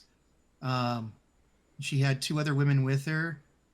The one was like a big, muscular, like could lift up multiple crates and walk with it. And she had like this blonde hair that was braided, kind of like how mom sometimes does. And she had weird tattoos. At least that's what mom called them. She said they were tattoos. They were markings on her. It looked like somebody painted on her. Does that remind us of the corpse knight we fought on the island? Yeah. That's what I thought. Okay. There was another one. Her hair wasn't as black as the first ones, but it was definitely still like blackish brown. She had like these really pretty blue eyes. On the couple of, I think it was around my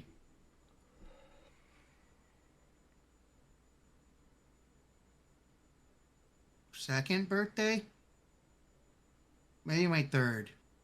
I don't know.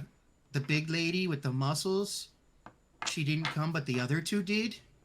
And the lady with the like really pretty icy eyes, she was really mad about something. Not to us. She was pretty nice to us. But her and the other one, they got in an argument and they didn't leave at the same time.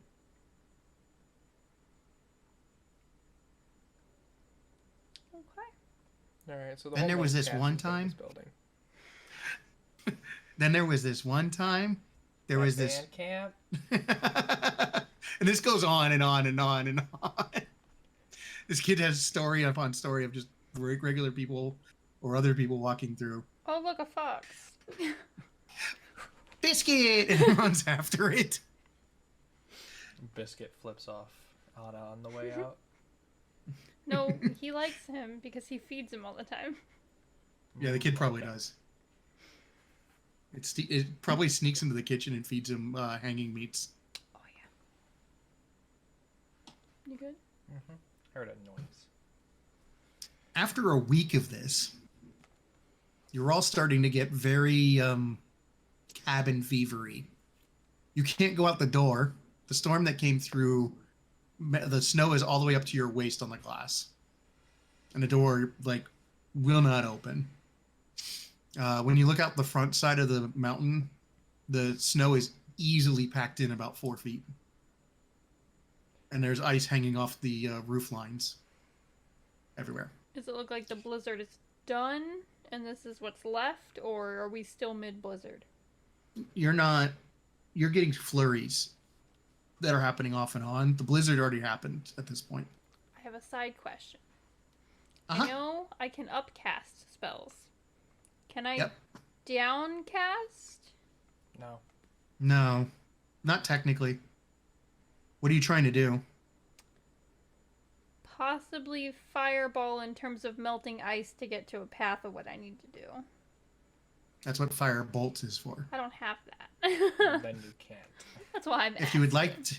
if you would like to try to fake it, please roll your casting stat and try it once and see how it goes.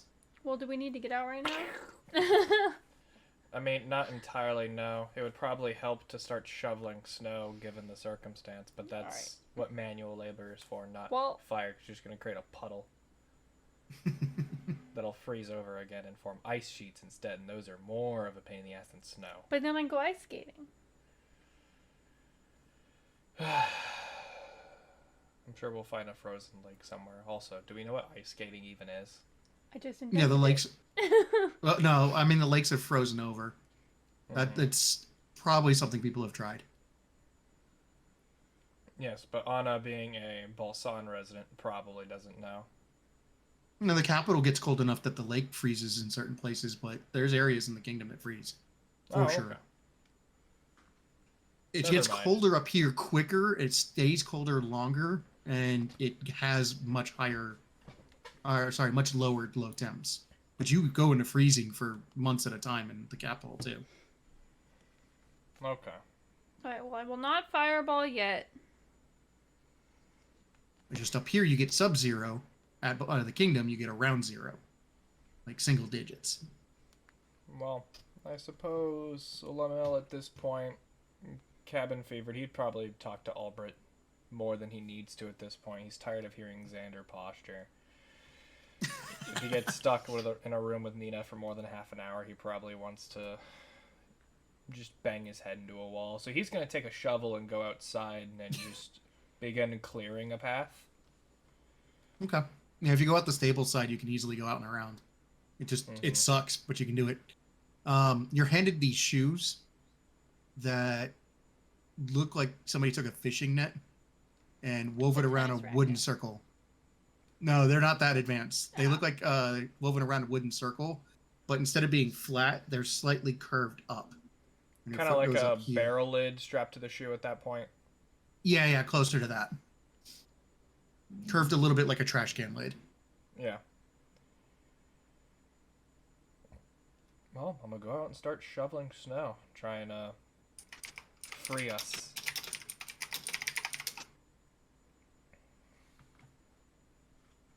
Okay. Athletics.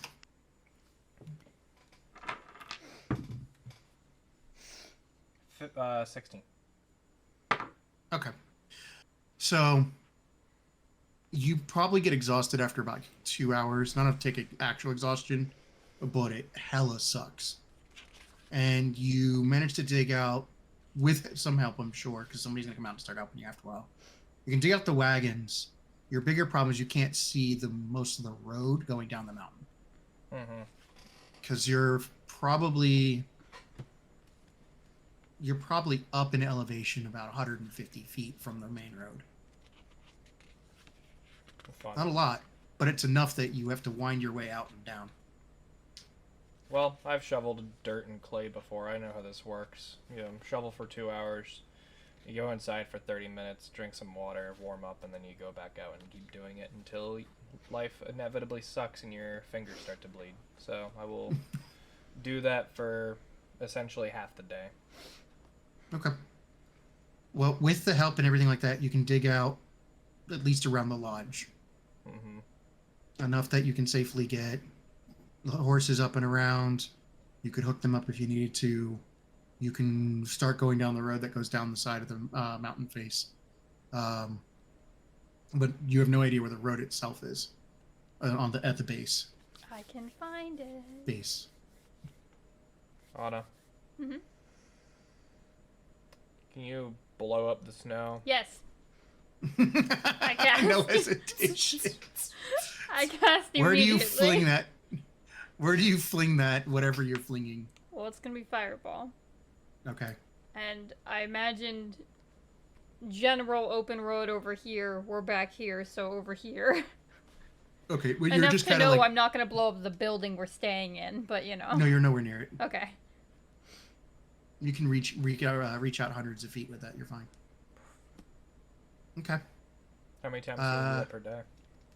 How many times That's can the I better cast question. fireball? Yeah. Like Yep. 3. Alright, well, you can Maybe. clear a nice 60 cubic feet. What level That's a lot. spell is? Oh, it's over It's here. a 3rd level. That's third. Where the fuck am I? Fireball's 3rd level. I know. I'm just trying to find my pages. Right here. Well, Four I guess times. 100% third. 4 times? That's not But, bad. well, if it upcast one, but yeah. So you can probably get it 150, 130 feet cleared with that. Um, Clearly it goes 10 foot or so deep. When your first shot kind of reveals only part of the road, and your second one is a little bit better. By your third one, you actually know where the road's at. Your fourth one is expanding on that. And upcasted. All it does is do more damage. Yeah, I know. It does more damage. Which we can sacrifice the damage if you want for range and give you 30 feet instead of 20 feet. Just cause. Sure, why not? Okay. Because you're using it for utility instead of combat. I don't mind. Combat, that gets iffy. So it gives you kind of a target to work with. But that's not an efficient way to clear things. Oh, well, it was fairly efficient. Well, I just can't do it again. the ice that's going to form is the problem. True. Because you didn't just evaporate all the water at once. I don't have evaporate water. That's called create and destroy. I don't got that. Brit goes, sees what's going on after like the second explosion to see what's going on. After hearing mini explosions. By the third one, he's actually outside. And by the fourth one, he's seeing what's going on. Can I then try to prestidigitation the ground to dry up our immediate path so I don't slip and fall on my ass? Yes. Cool. Specifically my immediate path. I mean, you'll be fine either way. All right. What are we attempting to do? Fire. We're beginning to clear out the snow. I've dug out most of the main lodge and our cabins and a path to the horses, so we could be on the road in probably about 2 days, given our current pace. Are we looking to leave now? I mean, excuse me. Are we looking to leave now? I'm in no rush. I see it that likely after a snowstorm another one will come in shortly after. Probably. That's pretty much expected. We got plenty of money to stay here for the time being, but I don't mind helping out around the place, as long as it gets me out of sitting in that cabin. Well, I could, clear us a bit of a path. What do you mean, Albert? That's what I did Well, too. how about I make this a little easier on you? I'm Please. interested. I need to, see your hands. Present both my hands to what is essentially my grandfather.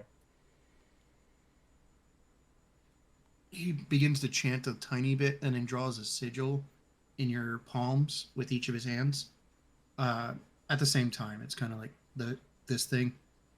As he does, your body starts to warm up to the point where you feel not just comfortable, but you feel like it's a nice summer day in the south of the kingdom. And you start to glow a bit. And the snow around you starts to melt. I could in do that too. 15, 20 feet around you. Can I try to copy what he did? Sure. Arcana. Albert, what did you just do?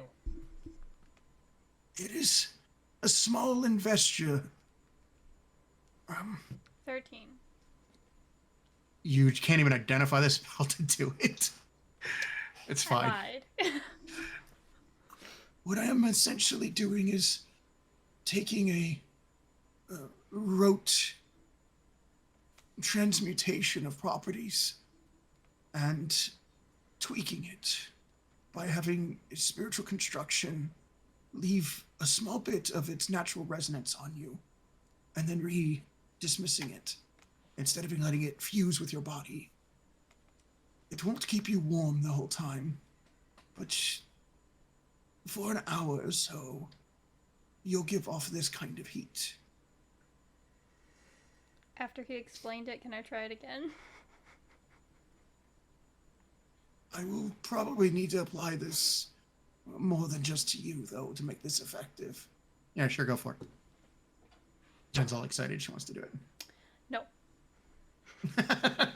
Below a 10 now? Okay, the explanation made it worse for you. Even though you've gone to school for this, you understand kind of what he's saying, you're just lost at the explanation in the end. Perfect. Awesome. Very well. I'm going to begin walking out into the snow and melting it by my mere presence. Make a snow I mean, angel. you should still be shoveling. Oh, I definitely should. Is there any way that I can try and extend my key into this as like some kind of enhancement of the effect that Albert put on me? Unfortunately, key won't do anything but keep you warm in that process. Because remember, you can't radiate it. Mm-hmm. It's internal. But good creative thought and use of your spiritual ability. I'm trying, damn it. Because I No, I appreciate it. Grease out of me at one point. Yeah. That had reasonings. Mm-hmm. This time, it's not going to work as easily. Alright, He well, goes and applies it to 2 other people, so there's 3 of you in total. If you walk in a relative line, you can get 45 feet wide, which is more than enough to fulfill the wagon issue and the horses. Mm-hmm. And you can easily get down to the road that way before the end of the spell expires. All right. Well, we will easily go ahead and do that. How deep is some of the snow? 4 feet. In certain places. As you're going downhill, it's going to be inconsistent. It'll range anywhere between about 6 inches, maybe 1 foot upwards of that 4 feet in the high end. Any flat, major flat area is going to easily be 4 feet deep. What you thinking? I wanted there to be a little bit deeper snow. Deeper? Yeah. Were you gonna tidal wave or something? No. That was my thought. I just didn't want to say it in case she did it. Okay, well, then I don't know what to tell you. It's not deeper.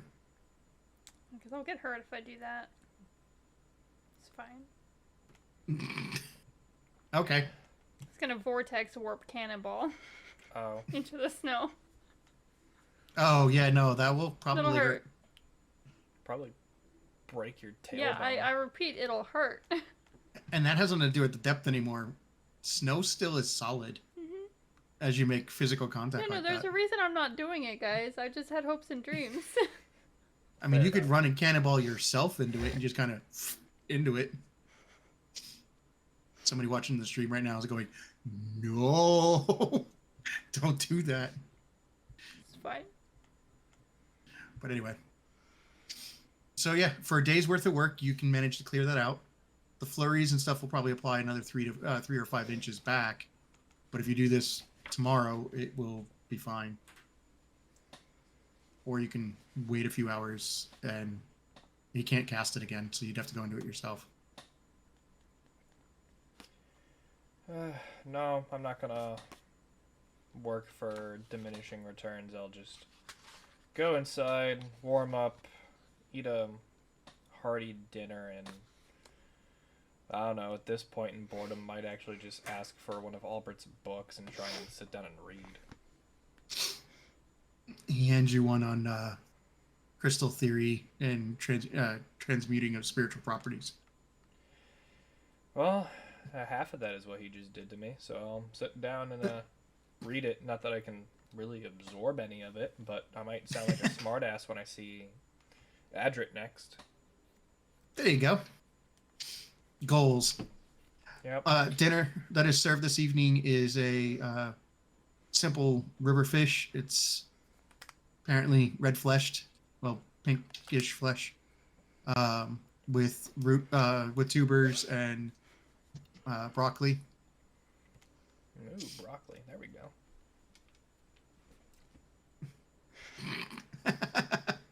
On the bright side, tubers means there's potatoes. Or tater-like things. Whatever happened to the frozen fishes that I was given? You still have them. Alright, we got frozen fish, baby. I mean, it's frozen fish. It lasts a while. As long as you keep it frozen. I'm assuming they're in the wagon, so they're quite frozen. Yeah, put it in the freezer. It's fine. Mm-hmm. Until a bear goes and digs out the wagon looking for the fish. I'll fuck up a single bear. That's fine. Unless it has 6 arms. Unless it starts shape-shifting on you. Okay, well. The evening goes along and another day goes by. You do it again? Yep, I suppose so. Just to get the hell out of here. At this point, you're a little over a week here.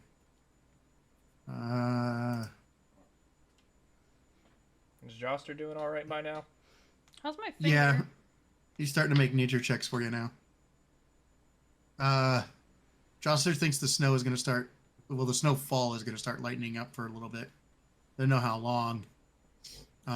Adeline, a few hours later, kind of confirms that you're probably going to get about 4 days of reprieve, maybe 5. Do we know how long it takes to get to where we're going? The next stopover would probably be about 3 days out. Might as well just keep hopping on the road at that point. Alright, well, I suppose today's the day to start traveling. Okay. So everybody leaves. And as you're traveling along and probably trying to sing a song, traveling at night is still ill-advised.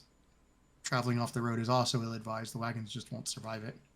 Well, we learned our lesson in traveling at night. Dragons stalk the lands, so we'll stop for the nights now. Tempting fate, if you will. No, You do that's learn...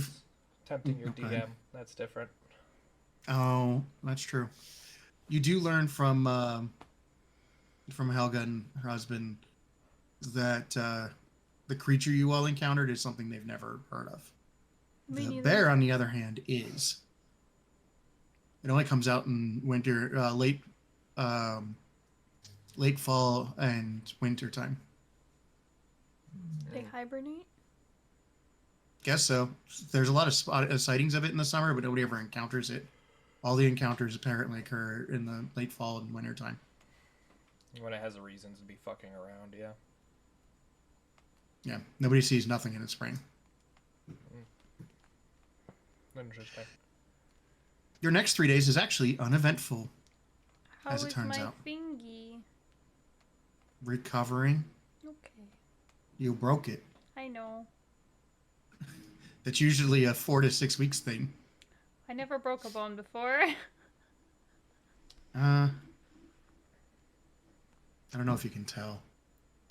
I only broke other people's bones. This one was broke. This one was not. They both look like fingers. Yeah, I know. It's really hard to tell.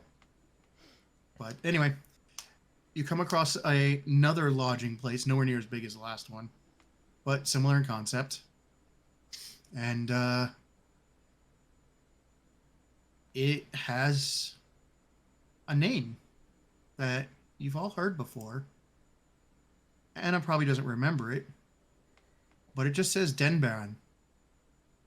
This means nothing to me. Means nothing to Llamel. Cool. No worries. Might have meant something to someone else, but that's all right. I'm 13. It basically translates to the Bear's Den. It is ran by a single Goliath-looking individual, i.e. one of those giant people. Didn't mean to call them Goliaths, but you know what I mean, so you picture the idea. It's a large individual who is smaller than the bear guy you saw. And he only speaks in giant. Naturally. Which Josser has to translate and everything, and he does accept Balsan currency, but he charges more than he would for trade. That's nice. because Would it's it be harder for easier him to just offload barter with him? by a lot. What does he want? Um, Does he want daggers? honestly, he's happy with anything that requires skill to create. Ooh, that's me. I whip out my little dagger collection thing. You know what I've got that requires skill to create? Art. I was like, if you point at me. You require no skill whatsoever ever. You are a nat 1, damn it. That's messed Terrible. up. The big dude picks up the knife, dagger, goes to like pick his tooth with it, and then under his nail. It looks really small in his hand. Yeah, I imagined. It looks like a letter opener. Yeah. Jocelyn kind of goes, he would prefer goods that would be normally sold and traded. So this is these sold and traded for money. he was thinking more of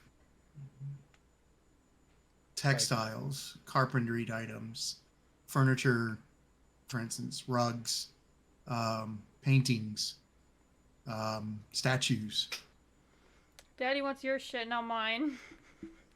I'll pull out my little portfolio of paintings that I've made along the way. I put away my I'm glad I've knives been casually painting. angrily. So you're gonna have to haggle with him. Mm-hmm. He wants like 6 or 7 of them. Some of them have your family in it. Oh, well, they have the royal family of Balsan that charges a premium, my guy. You're Joster getting starts royal to artwork translate. at that point.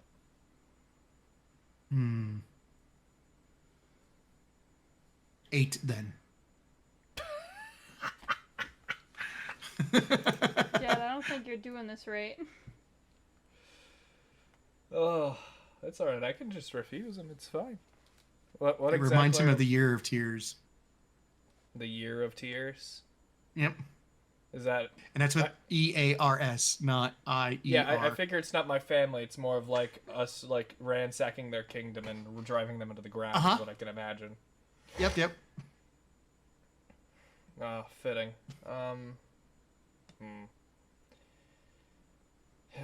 How far to the next town? Well, 2 weeks. I'll do a combination of currency and paintings that don't have my family in them, because quite frankly, those were likely going to be gifts anyway. Okay. He ends up accepting it, and you manage to stay probably for close to a week because another storm comes in. Wash, rinse, repeat. Albert just helps you dig out. It's not anywhere near as bad as last time. Leaving in winter might have been ill-advised, but it was the only expedient way to do this. So you do start traveling. You start getting going. As you're approaching your next settlement, you feel like you're climbing up and up and up now. And it's pretty obvious that your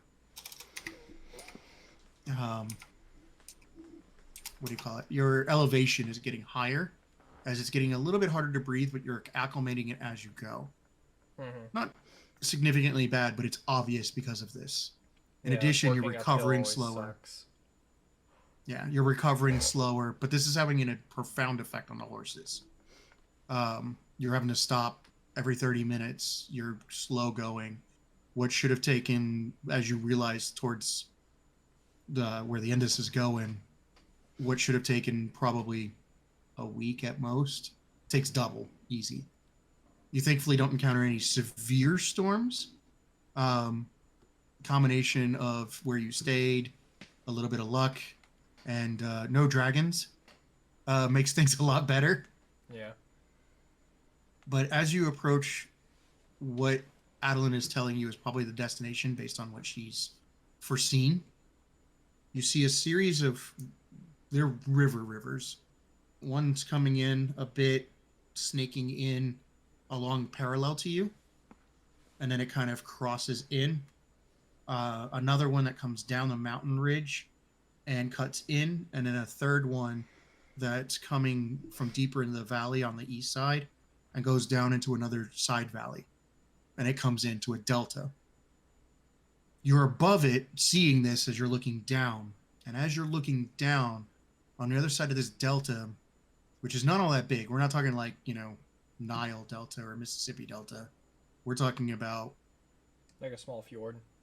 yeah, really, that would make the most sense, because they're deep grooves in the mountain ranging, not, cutways through the valley itself. And because of this, you didn't realize that there's a city here. It's tucked in on the far side of the westernmost part of the delta, and it's against the mountain itself, much like how Balsan is built, but it has a wall that connects the mountain components to it. And the parts of the river go into the wall, like underneath it and then back out. Not traveling through it, just in and out, like it's threading itself. Gotcha. The city is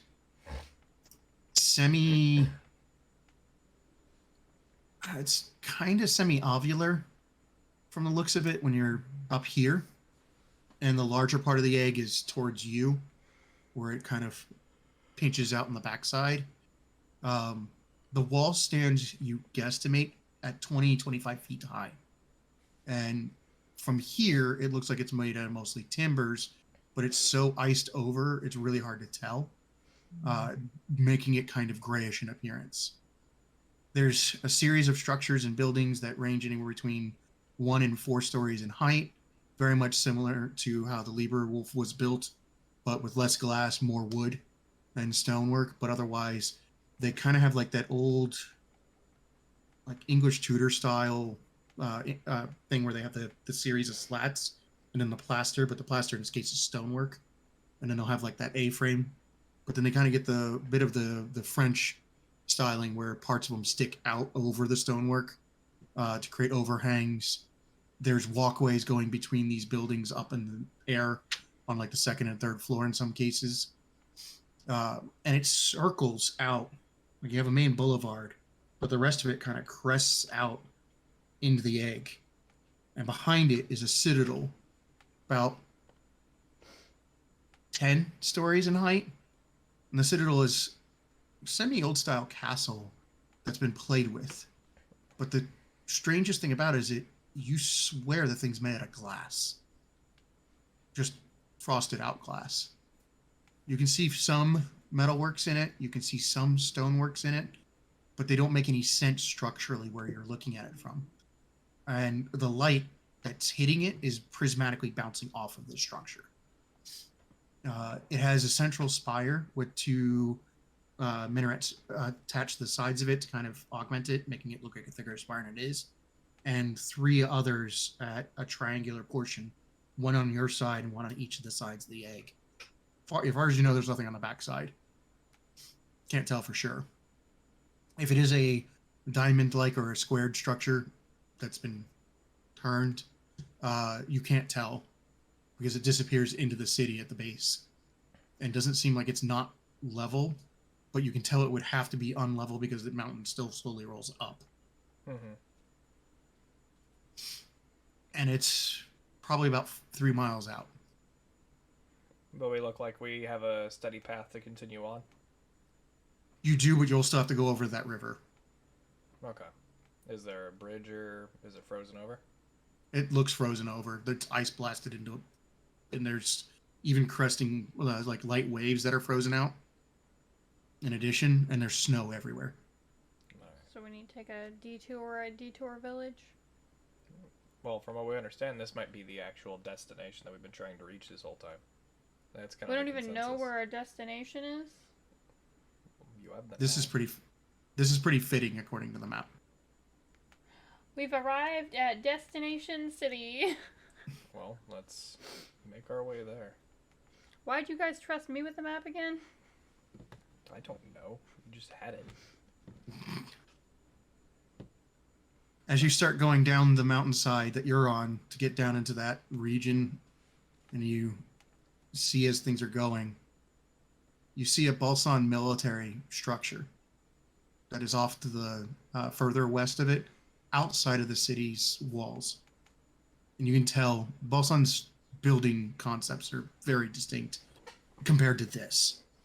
And you guess that's the barracks that was mentioned based on its design. Is it more like the clan tier pop-up houses like we were discussing earlier? Yeah, but they're stone structures fully, and most of them are made with solid walls. So instead of being loose stones put together, it's structurally just stone plates that are layered out. And there's even columns in the front of them to hold them up. Okay. Where you get that not Romanesque issue.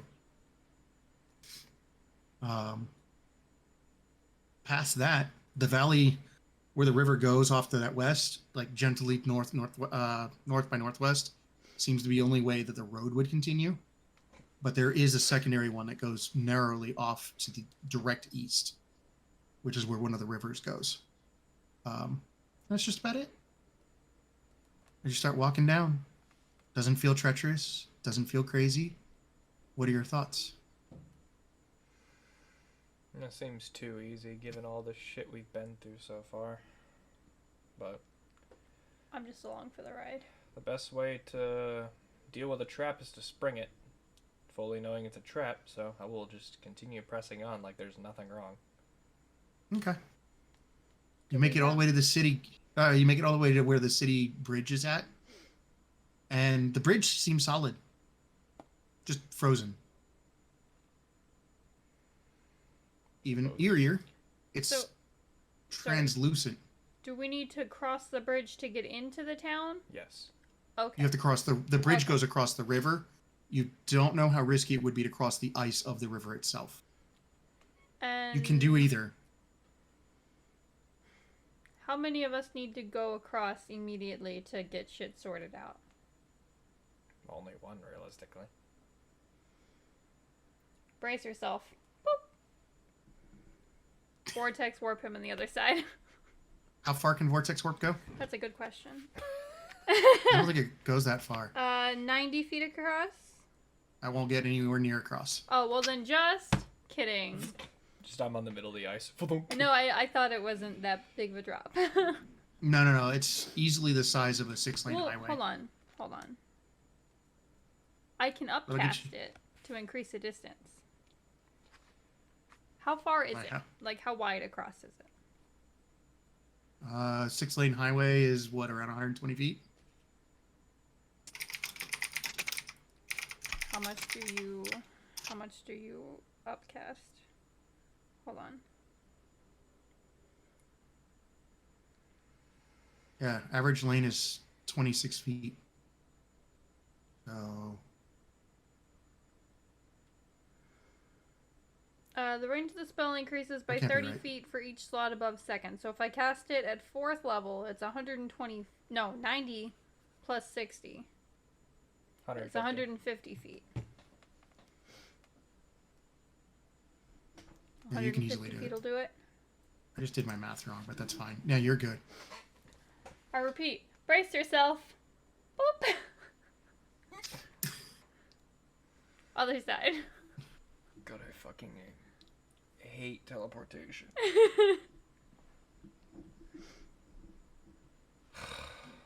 And only because you've done it so many times, I'm not going to have you roll for nausea.